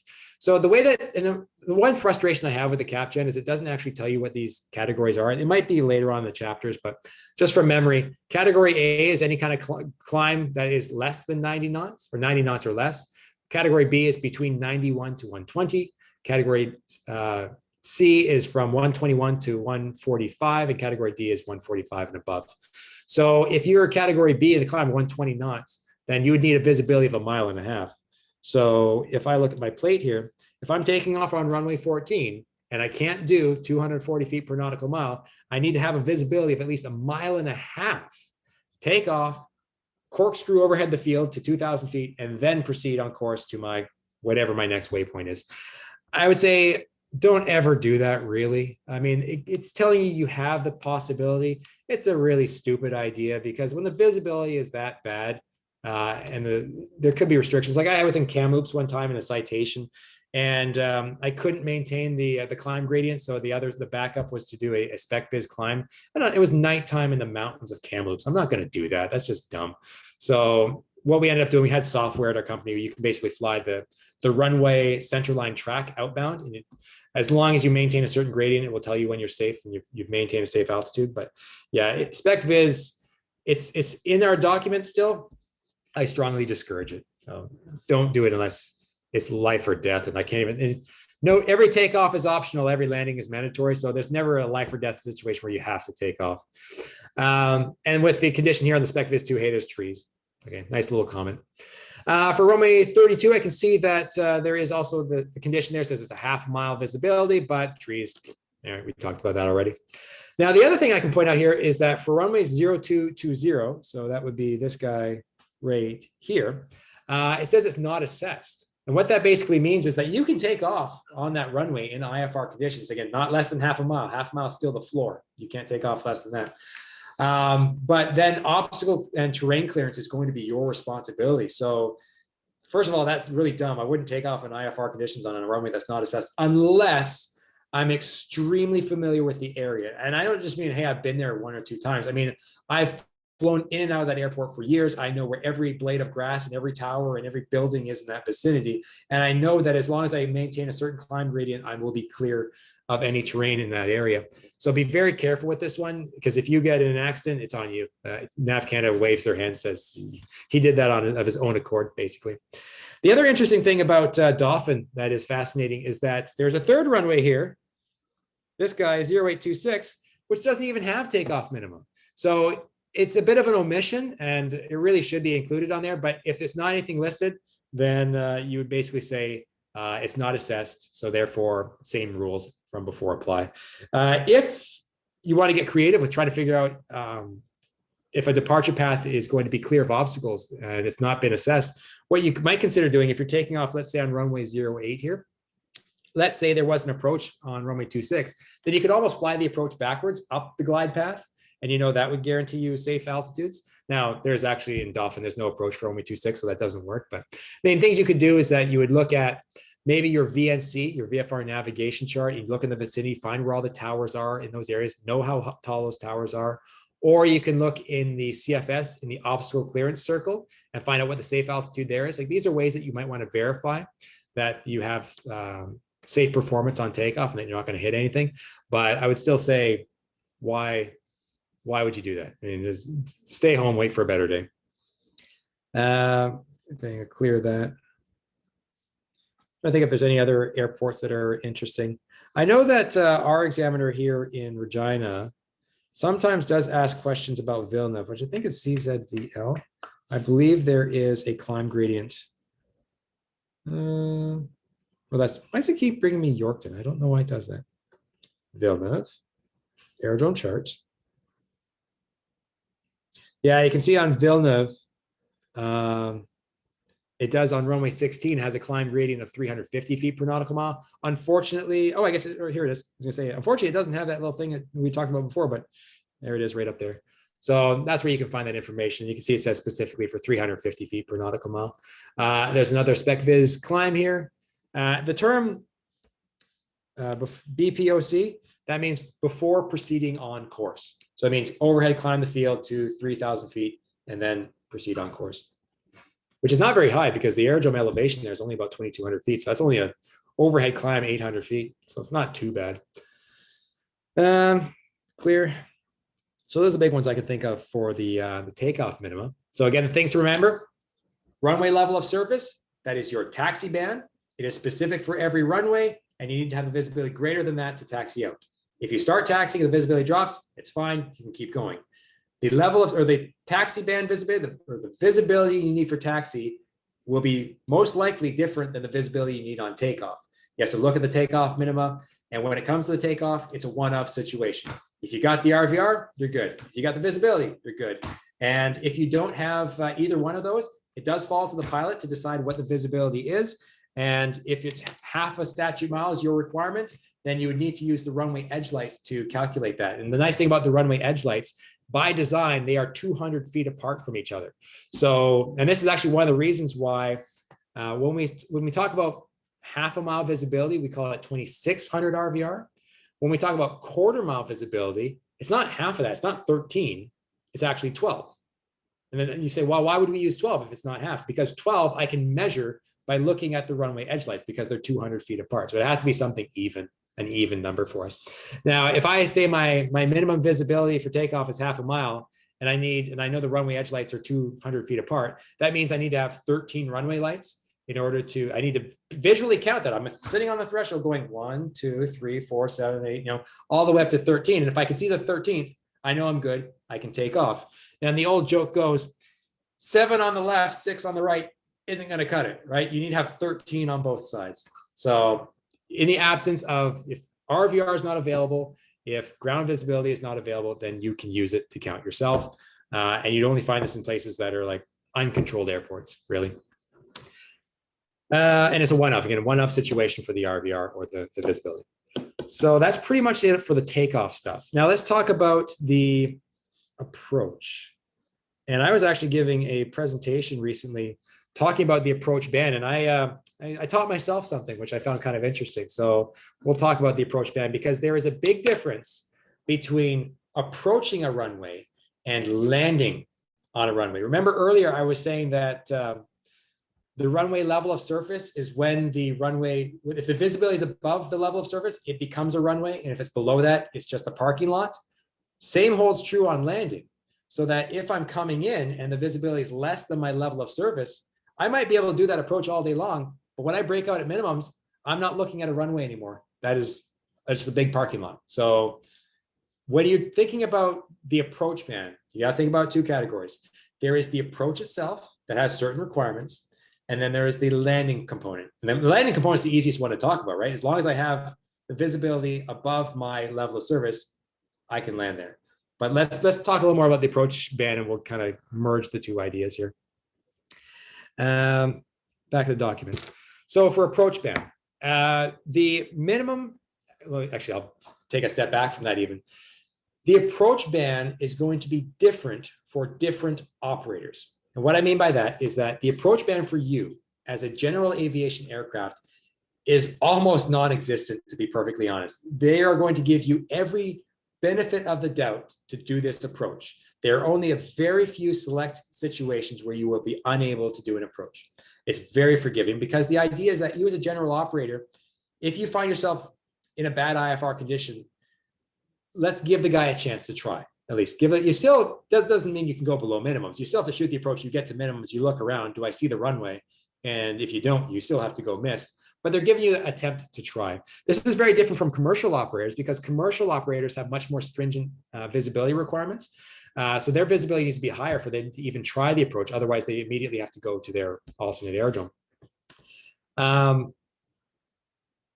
Yeah, so what I want to say here is that when you're looking in the cap gen, it breaks it into a couple categories. So first of all, here we have the approach band, which falls for general aviation aircraft. And that means non-precision approaches, approach path with vertical guidance, Cat 1 or Cat 2. Now, Cat 2, let me back it up and say what a Cat 1 is. Cat 1 is just an ILS, instrument landing system, where your minimums are 200 feet AGL. And that's pretty much the standard for an ILS. Cat 2 is where it's still an ILS. It's a ground-based nav aid that has a localizer and a glide slope, but the minimums, instead of being 200 feet above ground, are going to be 100 feet above ground. And you'll need an ops spec, an operation specification to do that, where you get permission from the minister to have lower minimums. There is even something called the Cat 3 minimum, which is where the minimums are going to be 50 feet above ground. And sometimes, if you're even given permission, zero visibility, zero ceiling. And this is only going to be permitted for like 777s that have auto land, which is kind of funny, because there's a chapter in the Cap Gen about general aviation Cat 3 approaches. And I struggle to find a situation where that would be the case. Maybe a privately owned 747 coming from Saudi Arabia might be able to get away with this.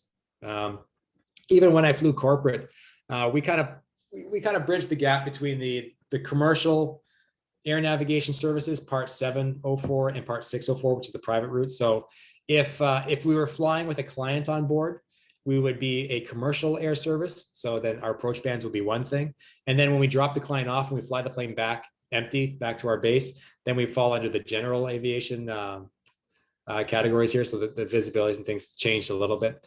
But just, yeah, story from my past. Anyways, approach band for general aviation operators is going to be the one we're looking at.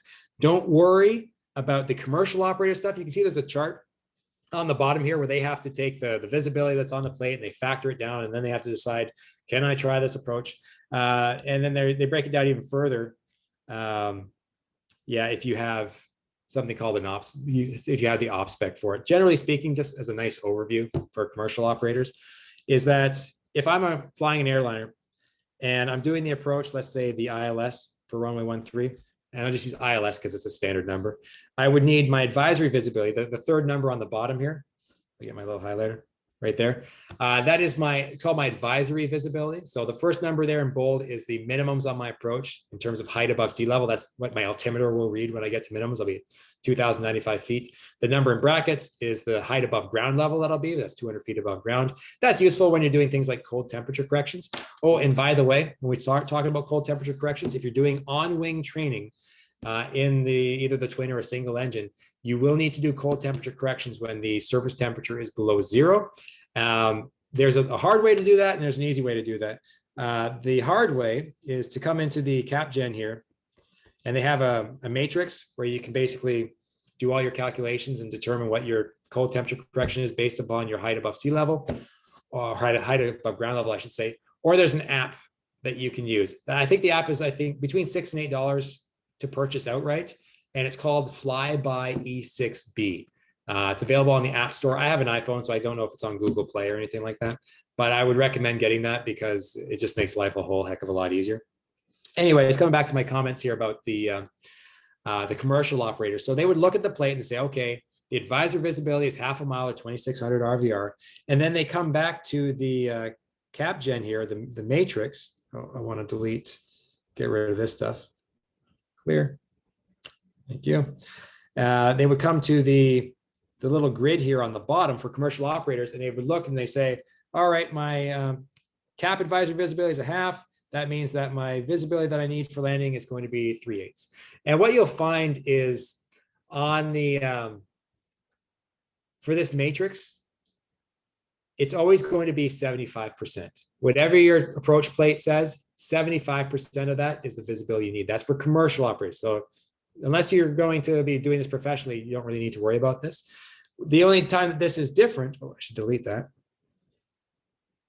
The only time this is different is if you have the ops spec, and then what you'll notice here is that the visibility becomes a 50% requirement. So instead of being half, or instead of being 75%, becomes 50%. So it lets you land at slightly lower visibility. So it is worth investing in getting that ops spec if you're going to be doing a lot of IFR, low visibility flying. But anyways, that's for commercial operators. It doesn't apply to us in the general aviation context. So for general aviation, and just broadly speaking, what you'll find is that on takeoff, the airliners can take off at much lower visibilities than you as a general aviation pilot can. But on approach, the airliners that you as a general aviation pilot can land at much lower visibilities than they can, generally speaking. So they're trying to keep you safe as much as they can. But let's talk about the approach band here. So the minimum visibility that you need for the minimum RVR that's required for an approach is going to be this area here. So if you only have one RVR, it's 1200 RVR.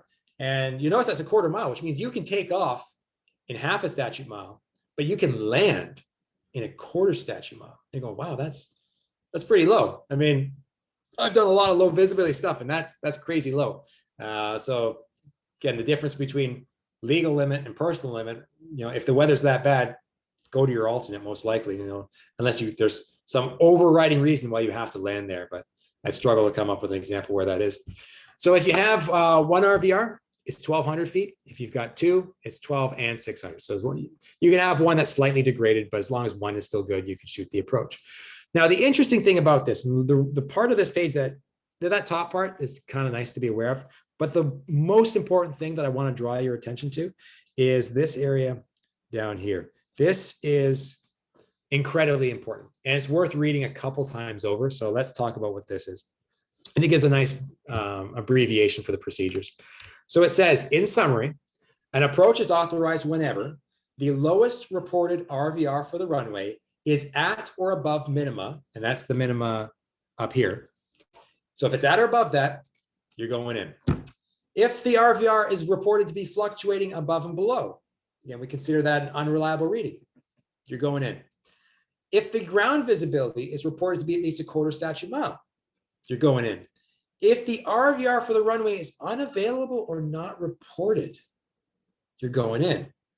And that is a really big one. We'll come back to that in a second.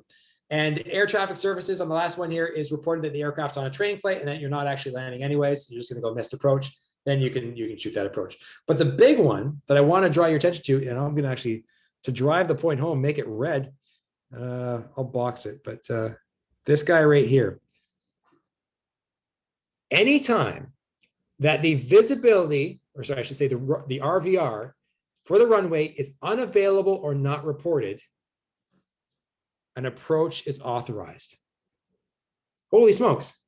That's a lot, because there aren't many places that have, there are a lot of places that do not have RVRs. So let me clear this. And let's actually look at an example here, because this is, holy smokes. Oops, no, try to clear. Close. Regina Aerodrome chart. There's only one RVR in Regina, and that's on runway 13. That's the yellow, yeah. This bad boy right here. Because there's no RVR on any other runway, the approach ban cannot take place.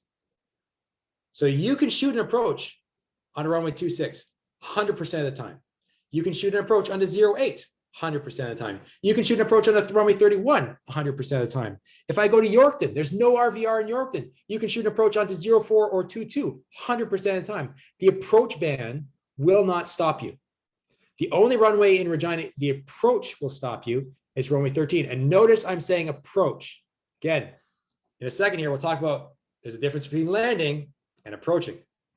So let's talk about approach. So clear that. Done. Here, coming back to the bottom here. The question then becomes, what conditions are necessary to stop you from doing this approach? Because it almost becomes a one of two situation. Again, like we said on takeoff, if I have RVR or if I have the visibility, I'm going a one of one.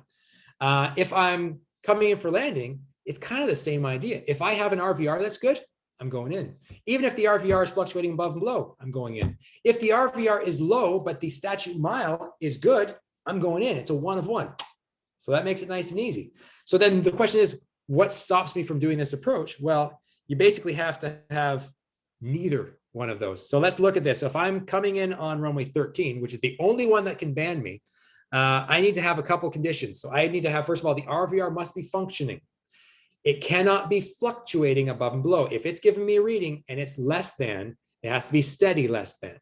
On top of that, I need to have a visibility in statute miles that's consistently below a quarter mile. Because again, if it popped up above a quarter mile, that's my one of two, let me in. So I have to have the RVR steady and low, below my limits. I need to have the statute mile below my limits.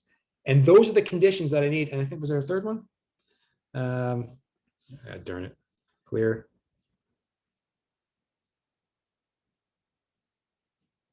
Is there a third? I lost my page. Yeah, that's pretty much it. So coming into 13, both RVR would have to be, the RVR would have to be less than 1200. The visibility would have to be less than a quarter mile to prohibit me from that approach. That's the only condition. So it's, 9 times out of 10, you're coming in, which is good. But now this is where we bring it back to the whole picture. So the approach ban is very forgiving. The landing limits are what are going to get you, right? So you could do approaches all day, but if the visibility is less than the runway level of service, you can't technically land there, all right? So this is where it gets interesting. So if I'm going on 0826, again, there's no RVR. I can shoot that approach, no problem. I break out at minimums, I look around. If the visibility is anything less than half a mile, I can't land. I say, oh, that's a pretty looking airport, go around. So that's the difference there. So that's approach band and landing band, level of service. So the level of service most times is going to be what prohibits you from actually getting down there. So if I'm inbound to an airport and I'm planning runway 26, and I know there's no approach band on that, but I listen to the ATIS and it tells me that the visibility is a quarter mile. I'm not going to waste my time shooting that approach. I mean, I can shoot the approach. They're not going to stop me. But when I get to minimums, I can't land. So go to your alternate. So that is the approach band. Now, the purpose I'm making this presentation is really to go through this in great detail, but still come to me with questions. Like for my own students here, if this doesn't quite make sense and you're having a hard time grasping it, please come ask me and I'll try to explain it in greater detail. But I'm going to move on from the subject here. The one thing I want to come back to, because I didn't actually missed it when mentioning it earlier, is talking about the takeoff minima. So I was saying that on takeoff, if I have either RVR or the visibility, it's one of the two, I'm going. That only applies in situations where the tower is active. If you're operating in an environment where there's no tower or the tower is closed, then what you'll have to do is you'll notice on the bottom of this page here, let's go back to yellow again, since that's my new favorite friend. For departures, the visibility that you need, like if your takeoff minima happen to be a half, it's a 2 of 2 in that situation. So if I'm taxiing out for runway, let's say any runway, and the takeoff minima happens to be half a statute mile. If I get an RVR value that's less than a half, but I get a statute mile that's more than a half, that's not good enough in situations where there's no tower. You actually have to have both above the threshold. So that's the one change that takes place when tower closes. So just make sure you're aware of that. Okay, now let's talk about, so we know we have an approach band, which is incredibly forgiving. It's a one of, if I have my 1200 RVR, if I have my quarter mile, I'm coming in. I shoot my approach, I get to my minimums, and I break out. Now, again, I want to have a visibility that's good enough for my level of service. And if I have that, then I now have to make the decision, can I land? And that decision basically forms on the basis of, can I see the runway, really? But the runway isn't just, oops, clear that. The runway isn't just the terminal, right? You can't say, oh, I saw the terminal, therefore I'm coming in. Because, excuse me, there was a situation back in the 1970s. I think it was a 727 that was on approach, and the pilots thought they saw the runway. They didn't have something called the sterile cockpit where they were just chatting with themselves. They were really casual. They thought they saw the runway, so they hit minimums and then they continued descent. It turns out they didn't see the runway. It was something else, some other obscure light. And they crashed short of the runway and they killed a bunch of people. And there's the celebrity connection with this is that Stephen Colbert from the Colbert Report and the Late Show, his father and brother were on that plane and both died because the pilots thought they saw the runway when they didn't. So that's why in the Canada or the Cap Gen here, we actually have a list of conditions for what qualifies as an airport runway. And we describe it as 1 to 10. So when we say, when you get to minimums, what do you need to see in order to continue that landing? You need 1 of the 10. And the 10 are these things right here. So it says, I need to see the runway or runway markings, the runway threshold or threshold markings, the touchdown zone or touchdown zone markings, the approach lights, and you'll always see the approach lights first because they precede the runway by a considerable amount. So 9 times out of 10, that's the first thing that you'll see. The approach slope indicator system, like the VASI or the PAPI, if you're on slope. The runway identification lights, the threshold and runway end lights. Hopefully you don't see only the runway end lights because that tells you you're getting close to the end of the runway. The touchdown zone lights, which is embedded in the runway. The parallel runway edge lights or the runway center line lights. So if you see any one of those conditions, then you've got the runway in sight, you can continue your landing. Things that don't meet this requirement would be the McDonald's around the corner, the terminal, the flying club. I mean, it has to be associated directly with the runway itself. So those are the things that you'll need to see. Clear that, done. Talk about that. And now we get to talk about alternates. So alternate minima. Now, we already talked about the differences between like what would make good alternate selections in the cross countries that we described, making sure that if your alternate aerodrome is really close to your destination, make sure you plan an ILS or something at the first place. That way you can shoot a GPS at the second one. When you're planning a cross country, if you're going to be using a GPS approach as your alternate, the GPS, even though it might have LPV minima, and let's talk broadly here about the different GPS approaches we have. So I'm going to pull up, done, close. RNF26. This is a typical GPS plate here in Regina. So I can see in the bottom here, I have an LPV, which stands for localizer performance with vertical guidance. And basically what that means is the GPS equivalent of an ILS approach. It's very accurate. And because of that, the minima on that approach are quite low. It's 250 feet above ground level in this particular example. Now you can only do this approach if you have both RAIM and WAS. So RAIM stands for Random Autonomous Integrity Monitoring. And basically what that means is that you have enough satellites in your constellation that you'll be able to have reliable GPS coverage at the time when you do your approach. Like even if one of the GPS satellites fails, there'll be enough satellites to pick up the slack that you can come in. However, you need WAS in addition to that. And WAS stands for Wide Area Augmentation Service. And what that means is that the traditional GPS signal is good. It's good within plus or minus 25 to 30 feet, 95% of the time. But when you're getting 250 feet above ground, plus or minus 30 feet is considerable. And especially that's only 95% of the time, which means one time out of 20, it might be more than that. So you would want a more reliable signal when you're coming in. And the reason why it's not very precise is because there's atmospheric effects, right? Like the signal, the whole premise of a GPS, it's signal delay between when the GPS sends the signal and when your receiver receives it. And it measures that time between those satellites to triangulate its position. So if the signal gets refracted in the atmosphere, the signal won't be as accurate. And so that's why there's the lack of precision. So what they have is an extra constellation of satellites in orbit beyond the normal GPS satellites. It's called WAS. And specifically for North America, it gives us the coverage up here. And what it does is it calibrates those signals and it refines them, and then it sends it back to the aircraft. And now instead of being plus or minus 35 or plus or minus 25 to 35 feet 95% of the time, it's plus or minus 2 or 3 feet 95% of the time. So it's a much more refined signal.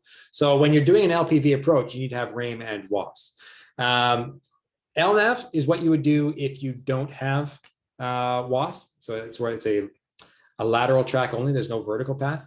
LNAV, VNAV is lateral track and vertical guidance. It's just not as precise as I understand it. And there are limitations. You can see here the temperature limits, but also I had a student ask me a question on this today, and I don't have the answer yet for it. So I don't want to start shooting my mouth off with stuff I don't know what I'm talking about. So I'll leave it at that. But when we're planning alternates, if I'm going to be, let's say, using Regina as my alternate here, and I know that at my time of arrival, the winds are going to be favoring runway 26. So this is the approach that I would end up doing. If I'm trying to consider my alternate minima, I can't use the precision approach for that. I have to use LNAV minima to decide, and LNAV from our purposes is non-precision. I'd have to use the LNAV minima to decide what my alternate weather requirements are. So let's talk about that in a little more detail here. So this chart here is what encapsulates our alternate weather minima. And let's just talk about going through it step by step. So if you're going to be using an alternate aerodrome that has 2 or more usable precision approaches, so you have 2 ILS approaches, and that's 2 different runways. You can't use it if you've got one paved surface and an ILS going in one direction, ILS going the other, because yeah, there's 2 ILSs there, but you're not going to be doing both of them because there's going to be a tailwind for at least one. So there's only one usable ILS. So you have to have at least 2 different paved surfaces with 2 different ILSs coming down to those different runways. If that's the case, then your minimums can be 400 feet above ground level ceiling and at least 1 mile visibility, or 200 feet above your minimums and half a mile above your advisory visibility, whichever is greater. We'll go in more details in a second here, but the only places where you'd ever really get 2 runways with precision approaches, Vancouver, Calgary, Edmonton, Winnipeg, Toronto, Montreal, maybe Halifax. I'd have to look into that. But again, usable approaches being the key word. So the winds would have to favor that runway at your ETA. So that's not a really common one. The more common one you'll see, at least in the general aviation space, is going to be either 1 usable precision or the non-precision available. So then if it's 1 precision approach is available, so if you got an ILS and the winds are favoring that ILS, then your alternate minimums need to have at least a 600-foot ceiling and 2 statute miles of visibility, or 301 above your minima on that plate. And I'll give you an example here in a second. If you don't have a precision approach, it's just a non-precision, there's no vertical glide slope or glide path bringing you to the runway, then the alternate minimums are 802. So a ceiling of 800 feet and 2 miles, or 301 above your minimum. So let's talk about a couple different examples here. And the example I want to give is Brandon. Actually, Brandon seems like it'd be a good choice. So I'll come back to this approach plate for runway 26 here in a second. So let's bring up Brandon. CYBR. And what you'll notice at Brandon is it's got an ILS onto one side. So when we plan the cross country, if you're doing the Winnipeg cross country and you choose Brandon as the alternate, the direction the winds are favoring at your estimated time of arrival at the alternate, remember, because you're going to fly to your destination and then probably fly another 30 to 40 minutes to your alternate. So make sure you compensate for that for your planning. But the winds at your time of arrival in Brandon will decide whether it's a precision approach, the ILS, or a non-precision, which would be the RNAV, because there's only an ILS on one side. So if the winds are favoring runway 26, okay, well, that's good. You can do, because it's a precision approach, you can say your alternate minima are 602 or 301 above minima. So let's look at that. What are 301 above my minima? Well, my minima are down here. And I see my ceiling or my minima on the approach at 200 feet and half a mile. So if I add 301 to that, that just becomes 501 and a half. And since my standard is 602, and that's larger already, then my alternate just becomes 602. So we call that the standard because it's just a commonly seen one. So that makes it nice and easy. Now, however, if I'm doing the approach onto runway 2.6. Like let's say the winds favor the other direction. Brandon, and I got to come in for the RNAV 2.6. Now, even though this RNAV does have a precision approach, it has an LPV down here, which gives you vertical guidance. We can't use that as our alternate minima. So you have to use instead, if I get creative with my colors here, I would say this guy's blocked off, and instead we have to use this one for our minimum. So it's a non-precision approach by default. And now I have to say it's 802 or 301 on top of this. So then if I do the math, if I look into this, what is 301 on top of that? Well, 388 plus 300 becomes 688. So the ceiling still needs to be 800. So that's no big deal. But the visibility says, oh, it's 1.25 miles plus 1 becomes 2.25. So instead of having 802, my alternate minima for Brandon here would be 802.25. Now, where this gets interesting is, I want to go back to that because I mark up these plates and then I never come back to them, and I don't want to leave that stuff on there. Where was it? RNF 2.6? Yeah, there we go. Clear. Right. So coming back to my approach minima here, anything that's described as 602 or 802 are considered standard alternate minima, which means we can actually use a sliding scale for those. So that in situations where, let's say my ETA into Brandon, instead of being, let's say for the ILS, we said was 602. If I get to Brandon and it turns out that my visibility at my ETA is 1.5 miles, well, it doesn't mean the end of the world as long as the ceiling's a little bit higher. You can trade visibility for altitude. So instead of having an alternate minimum of 602, you can have at least a minimum ceiling now of 700 feet and a visibility of 1.5 miles. So a little bit higher ceiling, a little bit lower visibility is also acceptable for your alternate minima. And you can take that one step further. You can say, well, maybe my visibility at my ETA is 1 mile, but as long as my ceiling's a little bit higher at 800 feet, then that would be a usable alternate minimum. And the same is true for 802. It's the same idea. It's a sliding scale. It's just the numbers get a little bit higher. So instead of being 802, it becomes 901.5 or 1001. So if you have a standard 602, 802, you can use the sliding scale. However, this only applies to the standard. So when it comes back to the RNAV 2.6 here, because the minima or the alternate minima for this approach were 802.25, you can't slide that. You can't modify that. That's just stuck the way it is. Now, the next thing to talk about is the weather. So if you have an airport like Brandon, and it should have a TAF, a forecast, now you have to look at the weather and decide, is that weather going to be good enough for my ETA for when I arrive there? And this is actually kind of easy to think about. Just take the worst. So if you look at a TAF, they have terms like tempo, from, becoming. If you see any one of those three, basically you just look at the weather over those time periods, and as long as the worst case scenario for any of those is still better than your alternate minima, which in this case for the RNAV 2.6 would be 802.25. So as long as the ceiling at any point during that tempo, becoming, or from does not get below 800 feet, and as long as the visibility does not get less than 2.25 miles, then that is a viable alternate. Now, the other thing that you might see on a TAF is a prob 30. So it's saying there's a 30% chance that weather might take place. If you see a 30 or a prob 30 in your TAF, it's not the end of the world. In that situation, the weather could be really showing bad for a prob 30.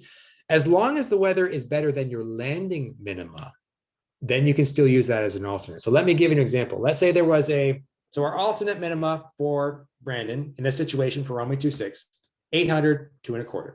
I look at the TAF, tempo, from, becoming, all say weather that's better than 802.25. So that's great. But let's say there's a prob 30 in there that says 602. That's a bad number to use. Let's say it's 601.5, for example. Then what I would do is I would look at this approach plate and say, well, that's less than my standard, my alternate minimum of 802.25. But what is my landing minima for this approach plate? So if I was doing the LNAV, I would say, well, my landing minima are 388 feet above ground level and 1.25 miles. So as long as the ceiling and visibility are forecast to be higher than that, I can still use this as an alternate. Just be aware that there's a chance that the visibility and ceiling might get really low. But prob 30 does not need to be better than your alternate, does not need to be better than the the alternate minima. It just needs to be better than your landing minima. Okay, so now let me come up with some different examples here, because this is one we can play around with. The common example that might come up in the Regina area is the examiner might say to you, all right, you're playing across country from, let's say, Calgary to Saskatoon, and your alternate is going to be Regina. So Regina is the alternate aerodrome now.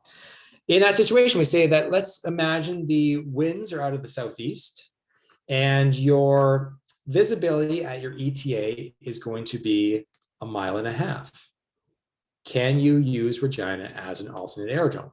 So let's work our way through this. So we say, okay, it's our alternate. The winds are favoring from the southeast. So that tells me that I need to do the approach onto runway 13. Runway 13 has an ILS on it. So that's a precision approach. So just from that alone, I know that my alternate minima are going to be either 602 or 301 above minima. So I look here at my ILS minima, and I can look at that quickly and say, it's still going to be 602. Because if I add 301 to my minima, it's only going to come out to be 501.5. So 602 is going to be my alternate minima. So I need to have 600-foot ceiling and 2-mile visibility. Now, the question that I pose is saying that, what if the visibility at your ETA is 1.5 miles? You go, oh, that's less than 2. So I guess I can't do it unless the ceiling is high enough. And then we can get that situation where we say it's a sliding scale. So as long as my ceiling's at 700 feet or higher, I can use Regina as the alternate. So that's a question that has actually come up in the IFR groundwork. The next question that'll come up is, let's look at a little airport called Weyburn. And now, just speaking generally about the load chart, I'll point out a couple of things here that are nice to know. If you're looking at a load chart, generally speaking, green area, uncontrolled airspace, white area is controlled airspace. If you see these little hatch marked area with the grid, that tells you it's controlled airspace above 12,500 feet. On the airways, you'll see that this dashed line, that's a GPS airway. It's a Tango airway. If it's solid, in black at least, it's a Victor airway. And what you'll see too is if you see a green line, that basically indicates that it's going to be normally an air route. There are special situations where if there's a VOR at one end, it's still a Victor airway. I can see this is a Victor airway, which starts as a VORTAC and becomes a NDB. Just talk about a couple numbers here. The top number, 4,800, that's your minimum en route altitude. That's the lowest altitude you can flight plan at. And you'd have to still round it to the nearest 1,000 feet for IFR procedure. So you couldn't really go any lower than 5,000 feet on this Victor 306.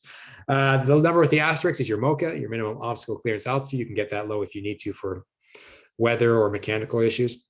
The name, Victor 306. And then below that, the number in the box, that's the distance. It's 114 nautical miles between the Lumsden VOR and the Saskatoon VOR. Something interesting to point out here is that on this long airway between Prince Albert and Yorkton, you'll see that there's this little squiggle here with the number 92 and 74 above it. That's your changeover point for the nav aids, because this is such a long airway. It's 166 nautical miles. The relative strength of these nav sources might not be equally distributed, so that the nav source, the VOR DME out of Yorkton, might have a more powerful signal. So what they're telling you to do is that when you are 74 miles away from Prince Albert, that's when you'll switch over to now tuning the destination VOR. So on the outbound from Prince Albert, you'll have tuned that one out and you're flying outbound from a station. At 74 miles, you're going to switch over to the Yorkton VOR DME, and now you're flying inbound to that station. So it's a switchover point. You won't usually see those unless it's not the halfway. If it's exactly the halfway that they expect you to transition, it won't show that little squiggle. The only exception that I found was this little guy right here that's on the Victor 304 that happens to be ironically on a cross country you might do between Lumsden and Beachy. And what it's telling you there is that you have to switch over because it's going to a different nav source entirely. It's going from a VOR to an NDB. But the other thing I want to point out here is that when you're looking at aerodromes here, if let's say Weyburn, because the text is in black, it tells me that there's an IFR approach that's available there. And that's very useful when you're trying to come up with like alternate aerodromes in your area, where you got to look around and see if it's in black. That's a nice quick way to say, oh, there's an approach there that I might be able to use. If it's in green, Carlisle, I used to live there actually, then there's no approaches. It's just VFR only. So Wayburn. So let's take a look at Wayburn, and the identifier for that is, I believe, Charlie Juliet Echo 3. Let's come here. Charlie Juliet Echo 3, Wayburn. And let's take a look at the approach for runway 30. So this is kind of a funny little case, and our examiner does love to ask about this question. So if I'm going to use Wayburn as an alternate, first of all, this is a GPS approach. If the winds are favoring runway 30, this is the only approach on that runway. Because it's my alternate, I can only consider it a non-precision, so 802 or 301 above my minima. Now, I have to, for my alternate minima 301, I basically have to look at this box right here, the bottom one, that says 534 and 1 3/4. So if I add, and I just realized I could probably write, let's the darkness. I could actually write comments in here, which is kind of nice. So what does that work out to be? If I add 301 to this, well, that works out to be 834. This is terrible writing, but bear with me. So 834 and 1, or I guess it'd be 2. Let's try that again. 2 3/4 miles. So that would be my alternate minima for this approach. It's a GPS approach, non-precision. It's either 802 or 301 above minima. So I can see that obviously 834 and 2 3/4 are higher than 8 and 2. So this becomes my alternate minima. But the interesting thing about this is that when I'm looking at either a TAF or a GFA, they never give me altitudes to the nearest foot. So I need to be able to round this either up or down. And the question becomes, which way do I go? What is my cutoff for rounding up or down? And that's where I'm going to bring you to this part right here, which basically says the cutoff is the 21 foot. We say blackjack. The cutoff is blackjack. So at 21 and above, you roll it up. At 20 and below, you round it down. So now if I come back to this plate here, the new minima become, for at least the ceiling, instead of being 834, they become 900. So my alternate minima for this airport, when the winds are favoring runway 30, are 900 and 2 3/4. Now, if there was a TAF there, then I'd look at the TAF and I'd make sure, again, if it's a from, becoming, or tempo, as long as my ceiling and visibility are above that, that's great. If there's a prob 30, it just needs to be greater than the number that's highlighted there. Let me clear that now. And, but just from my own experience, I've been to Wayburn, there is no TAF there. There's no forecast weather. So now you have to get in a situation where you say, okay, I now need to look at a GFA and decide if the GFA tells me my weather's good enough. So now this is where we'll look at this guy up here. So when you're using a GFA, I could do a better box than that.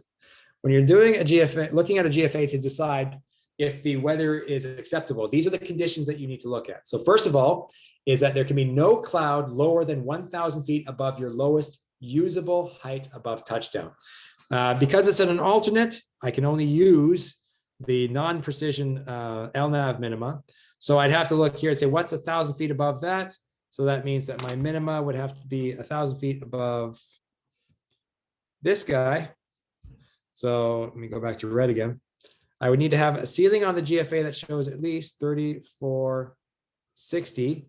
And again, a GFA is never going to be to the nearest tenth of a foot even, so I can't use that. So it'd have to be 3,500. So I couldn't have any forecast ceilings less than 3,500 feet in the Wayburn area. What else? No cumulonimbus, no CBs in the area, and a visibility not less than 3 miles. So if you can meet all three of those conditions, you can use that airport as your alternate. Oh, clear that. Okay. Now, while we're talking here, I'm actually going to open up another screen on my computer to make sure that there's any other questions that are commonly asked by our examiner here.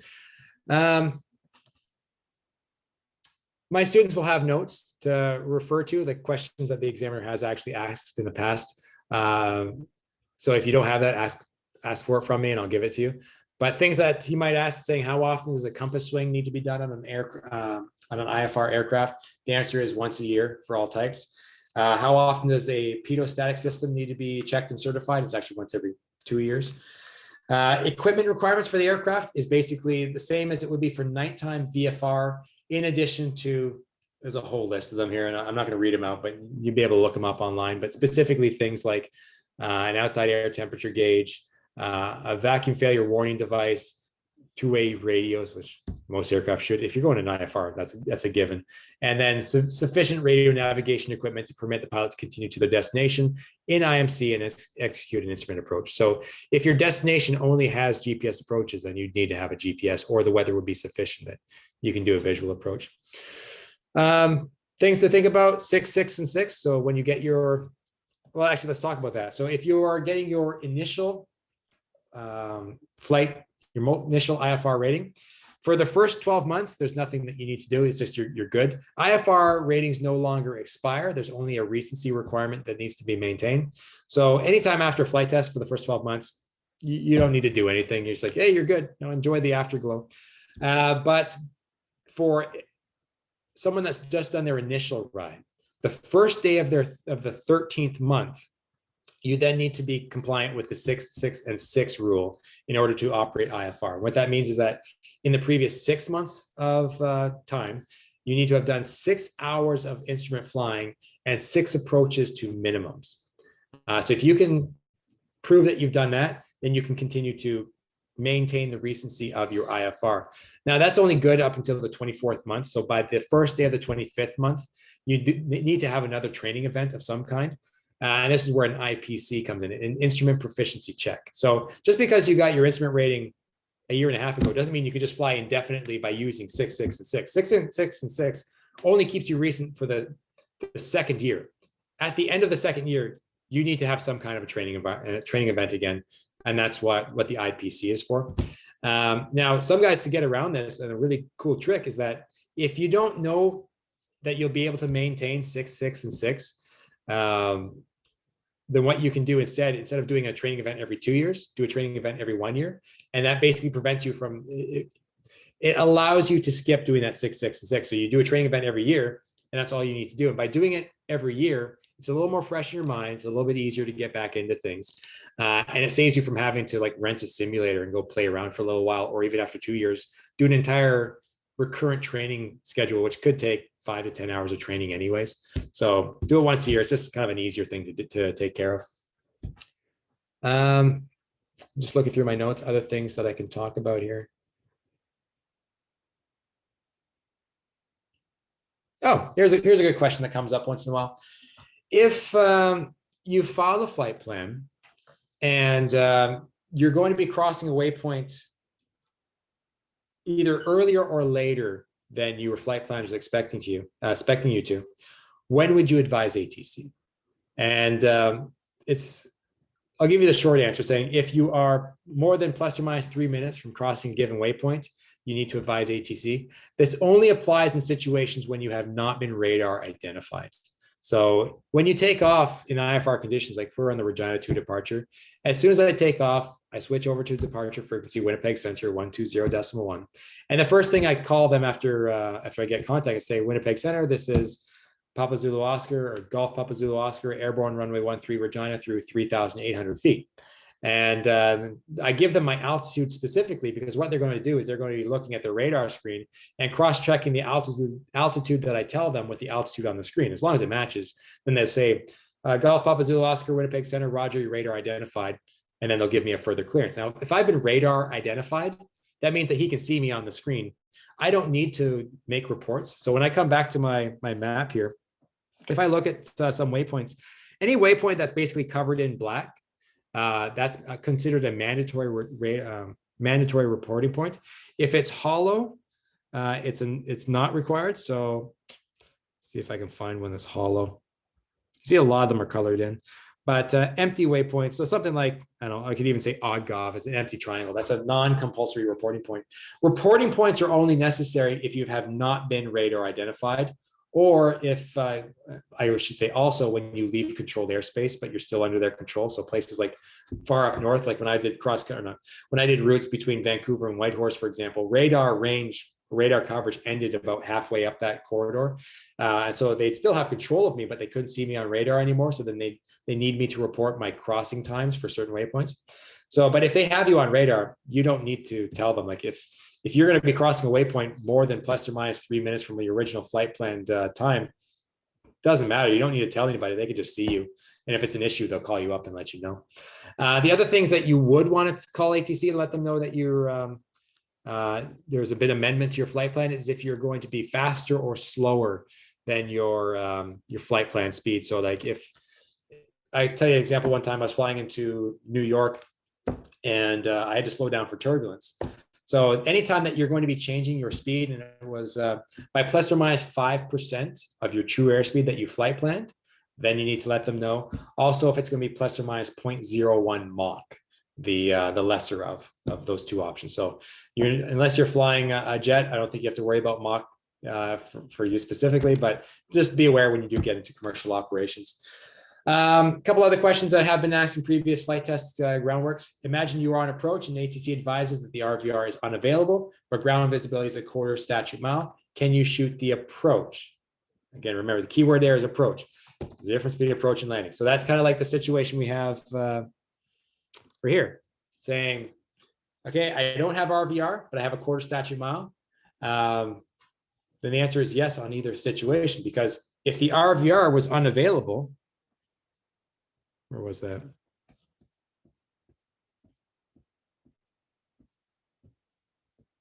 Right here. If the runway is unavailable or not reported, you're good.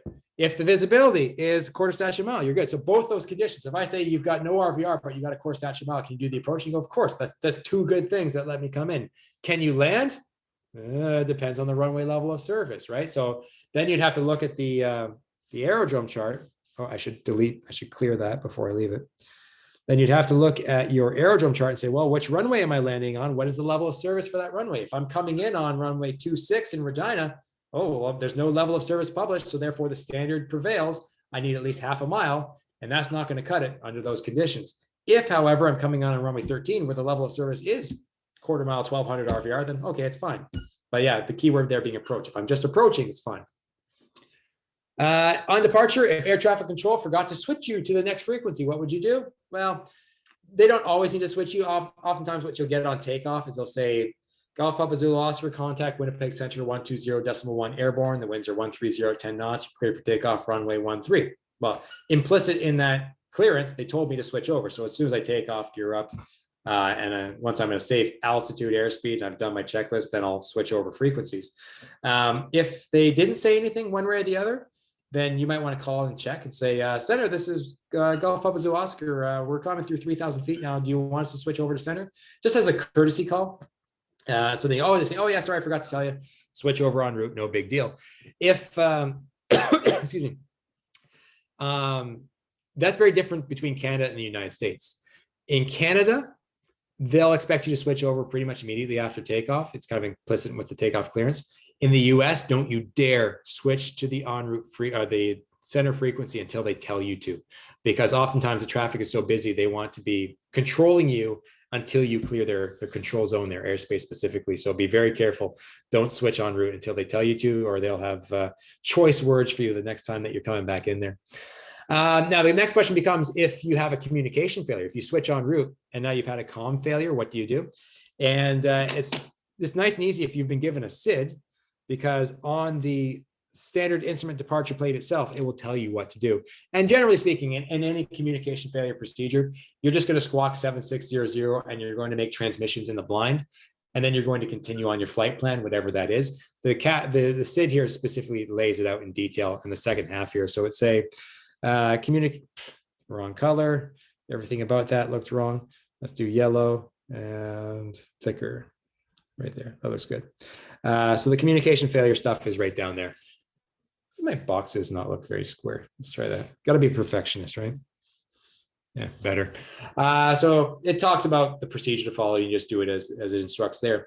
Now, if you're on an IFR flight plan, you would just stay on the IFR flight plan. You do the instructions, you continue to your destination. There's no need to turn around and come back and land, because ATC knows where you're going. They're going to either clear a path for you, or they're going to call ahead and let the destination controller know that, hey, this guy's squawking 7600, he's had a comm failure. He's coming in, his ETA is going to be roughly 20 minutes from now, just to give you a heads up. Now, this is why it's so important for you to pack your weather, your cross-country planning here, because when you get there, you might not be able to tune the ATIS. So then you have to look at your weather package and say, okay, what were the proposed winds going to be at my estimated time of arrival? Based on that, what's my preferred runway going to be? And then you would shoot that approach. And shoot the most expeditious approach. Like I'll give you an example here. If you're coming in for Winnipeg, let's say, let's clear that first. Clear. If you're coming into Winnipeg, oh, and by the way, there is a second page here that gives a nice picture for the SID. CYWG. Let's talk about the ILSs since that was a good one. Why does it say Brandon again? Winnipeg. And then let's do the ILS for runway 36. Yeah, so what you would do if you're doing this approach, and I'm coming in for runway 36 into Winnipeg, I would do the star. I would do the star that would take me to the Botur transition here, and then I would shoot the ILS Zulu runway 36 approach via Botur transition, and with the understanding that ATC is going to clear the traffic out of the way. I would not do a procedure turn at an airport like this unless I had no other choice. So if you have a GPS, you should have transitions and GPS approaches to do. You join a T-fix on the approach, you come in and land, and they'll make sure people are out of your way. And then when you get to minimums, they're going to flash the light gun at you and they'll give you the green light to tell you that you're cleared to land. If you didn't have a GPS, though, then that would necessitate that you go to this waypoint called Boyne, which is the initial fix, and then you'd have to do like a full procedure. Avoid doing the full procedure if you can, because it's going to congest the airspace heavily until you're done and on the ground. But if you have to, you have to. I mean, safety prevails. And if the only way you can fly this approach is by coming to that waypoint, then so be it. But I was going to say, so as you're doing the en route, though, if you're between Regina and Winnipeg and you become VFR and reasonably expect to remain so, then you can deviate from your flight plan and land at a nearby airport. Now, there's a couple of conditions on that, because first of all, you don't have to. It's an option available to you. Like I say, it's daytime, it's VFR, and you see a nearby airport that you've been to before and you're familiar with it and you can come in and land, then that's acceptable. You don't have to. You could stay on the IFR flight plan and do as I just described, stay on the flight plan, shoot the approach at your destination. But the conditions, if you're going to break it off, if you get VFR and you expect to remain VFR, you've lost radio, so you can't land at a control zone anymore. At least you can't land at a Class D control zone or above, because the definition of a Class D or a Class C is that at the very least, you need to establish two-way communication. So unless you can call them on the phone, and this would count, this does qualify as two-way communication. So it's always a good idea to have the ATC phone number for your home airport in your phone if you need to. But if you don't have that, then you need to land at a Class E airport. And if I'm just doing that between, say, Regina and Winnipeg, then I mean, where else could I go? I could go to Esterhazy, I could go to Kipling, and then you get down there and you're stuck, right? So these are airports in the middle of nowhere that don't even have, might not have the facilities that you need to not just fix the aircraft, but now your plane shut down if it's a winter day and it's minus 40 outside my window right now. I think it's actually minus 46 with the wind chill. Can you imagine you shut down your plane and now you're stranded? I mean, I wouldn't want to do that in the middle of nowhere. So the only conditions I would actually break off my IFR flight plan and VFR conditions if it's daytime, summer, and I'm really familiar with the airport that I'm going to. Otherwise, stick on your flight plan. Yeah, so that's, and I was going to come back to this idea as well, that there were different approaches in Winnipeg. There was ILS Zulu, there was ILS Yankee, there was ILS X. Well, I don't know if there's an X-ray, but there's different letters to define the different approaches. So what you would need to do is you'd actually have to go through this approach in the fine-tooth comb and identify what the differences are and why there's separate approach plates for those approaches. But I'll give you an example. One that I'm quite familiar with is Kelowna, CYLW. And I was looking at this before, and I don't think they were showing me what I wanted to see. So the approach, yeah. So I'll just give you a brief overview how the approaches work in Kelowna. If I'm going to do the ILS for runway 16, and I can see there's a note tam here, so there's maybe some changes since I've done this, but the minimums on this approach, well, actually, let me look at a different one. There's a Yankee. Is there the X-ray?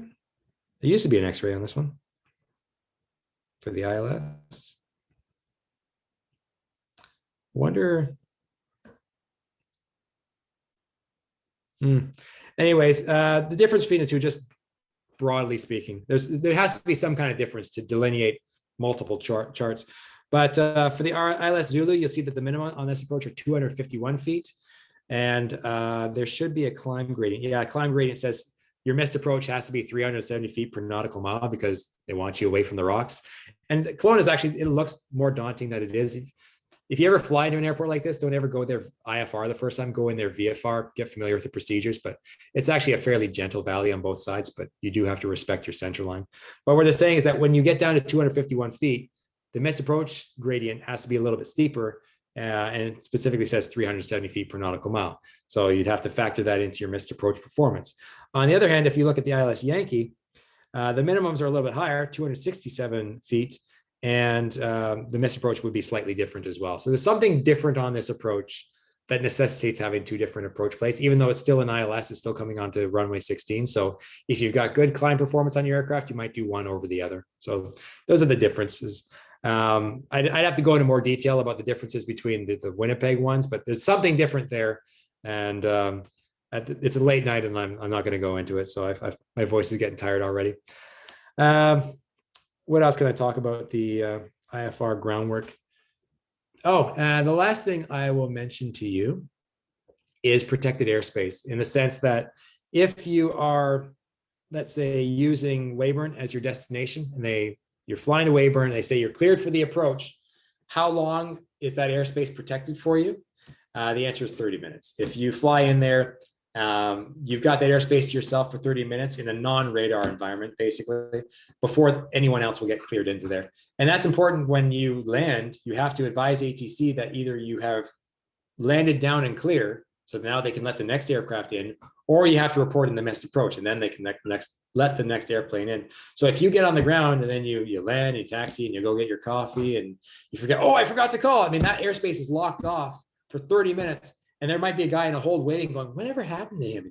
Does he make it down safe or not? So they'll have to wait 30 minutes. So it's a pain in the butt. So as a courtesy to the next guy, report down and clear, or if you're able, while still in flight, cancel the IFR in flight if you've got good VFR conditions, and then that will let the next guy shoot through the layer and try to land. All right, I think I've been talking for God knows how long now, but covered a lot of material here. Trying to think if there's anything else that can come in the groundwork. And this is generic. This is specific for the Regina Flying Club, the questions that have actually been asked in our groundwork exams, our groundwork flight test, I should say.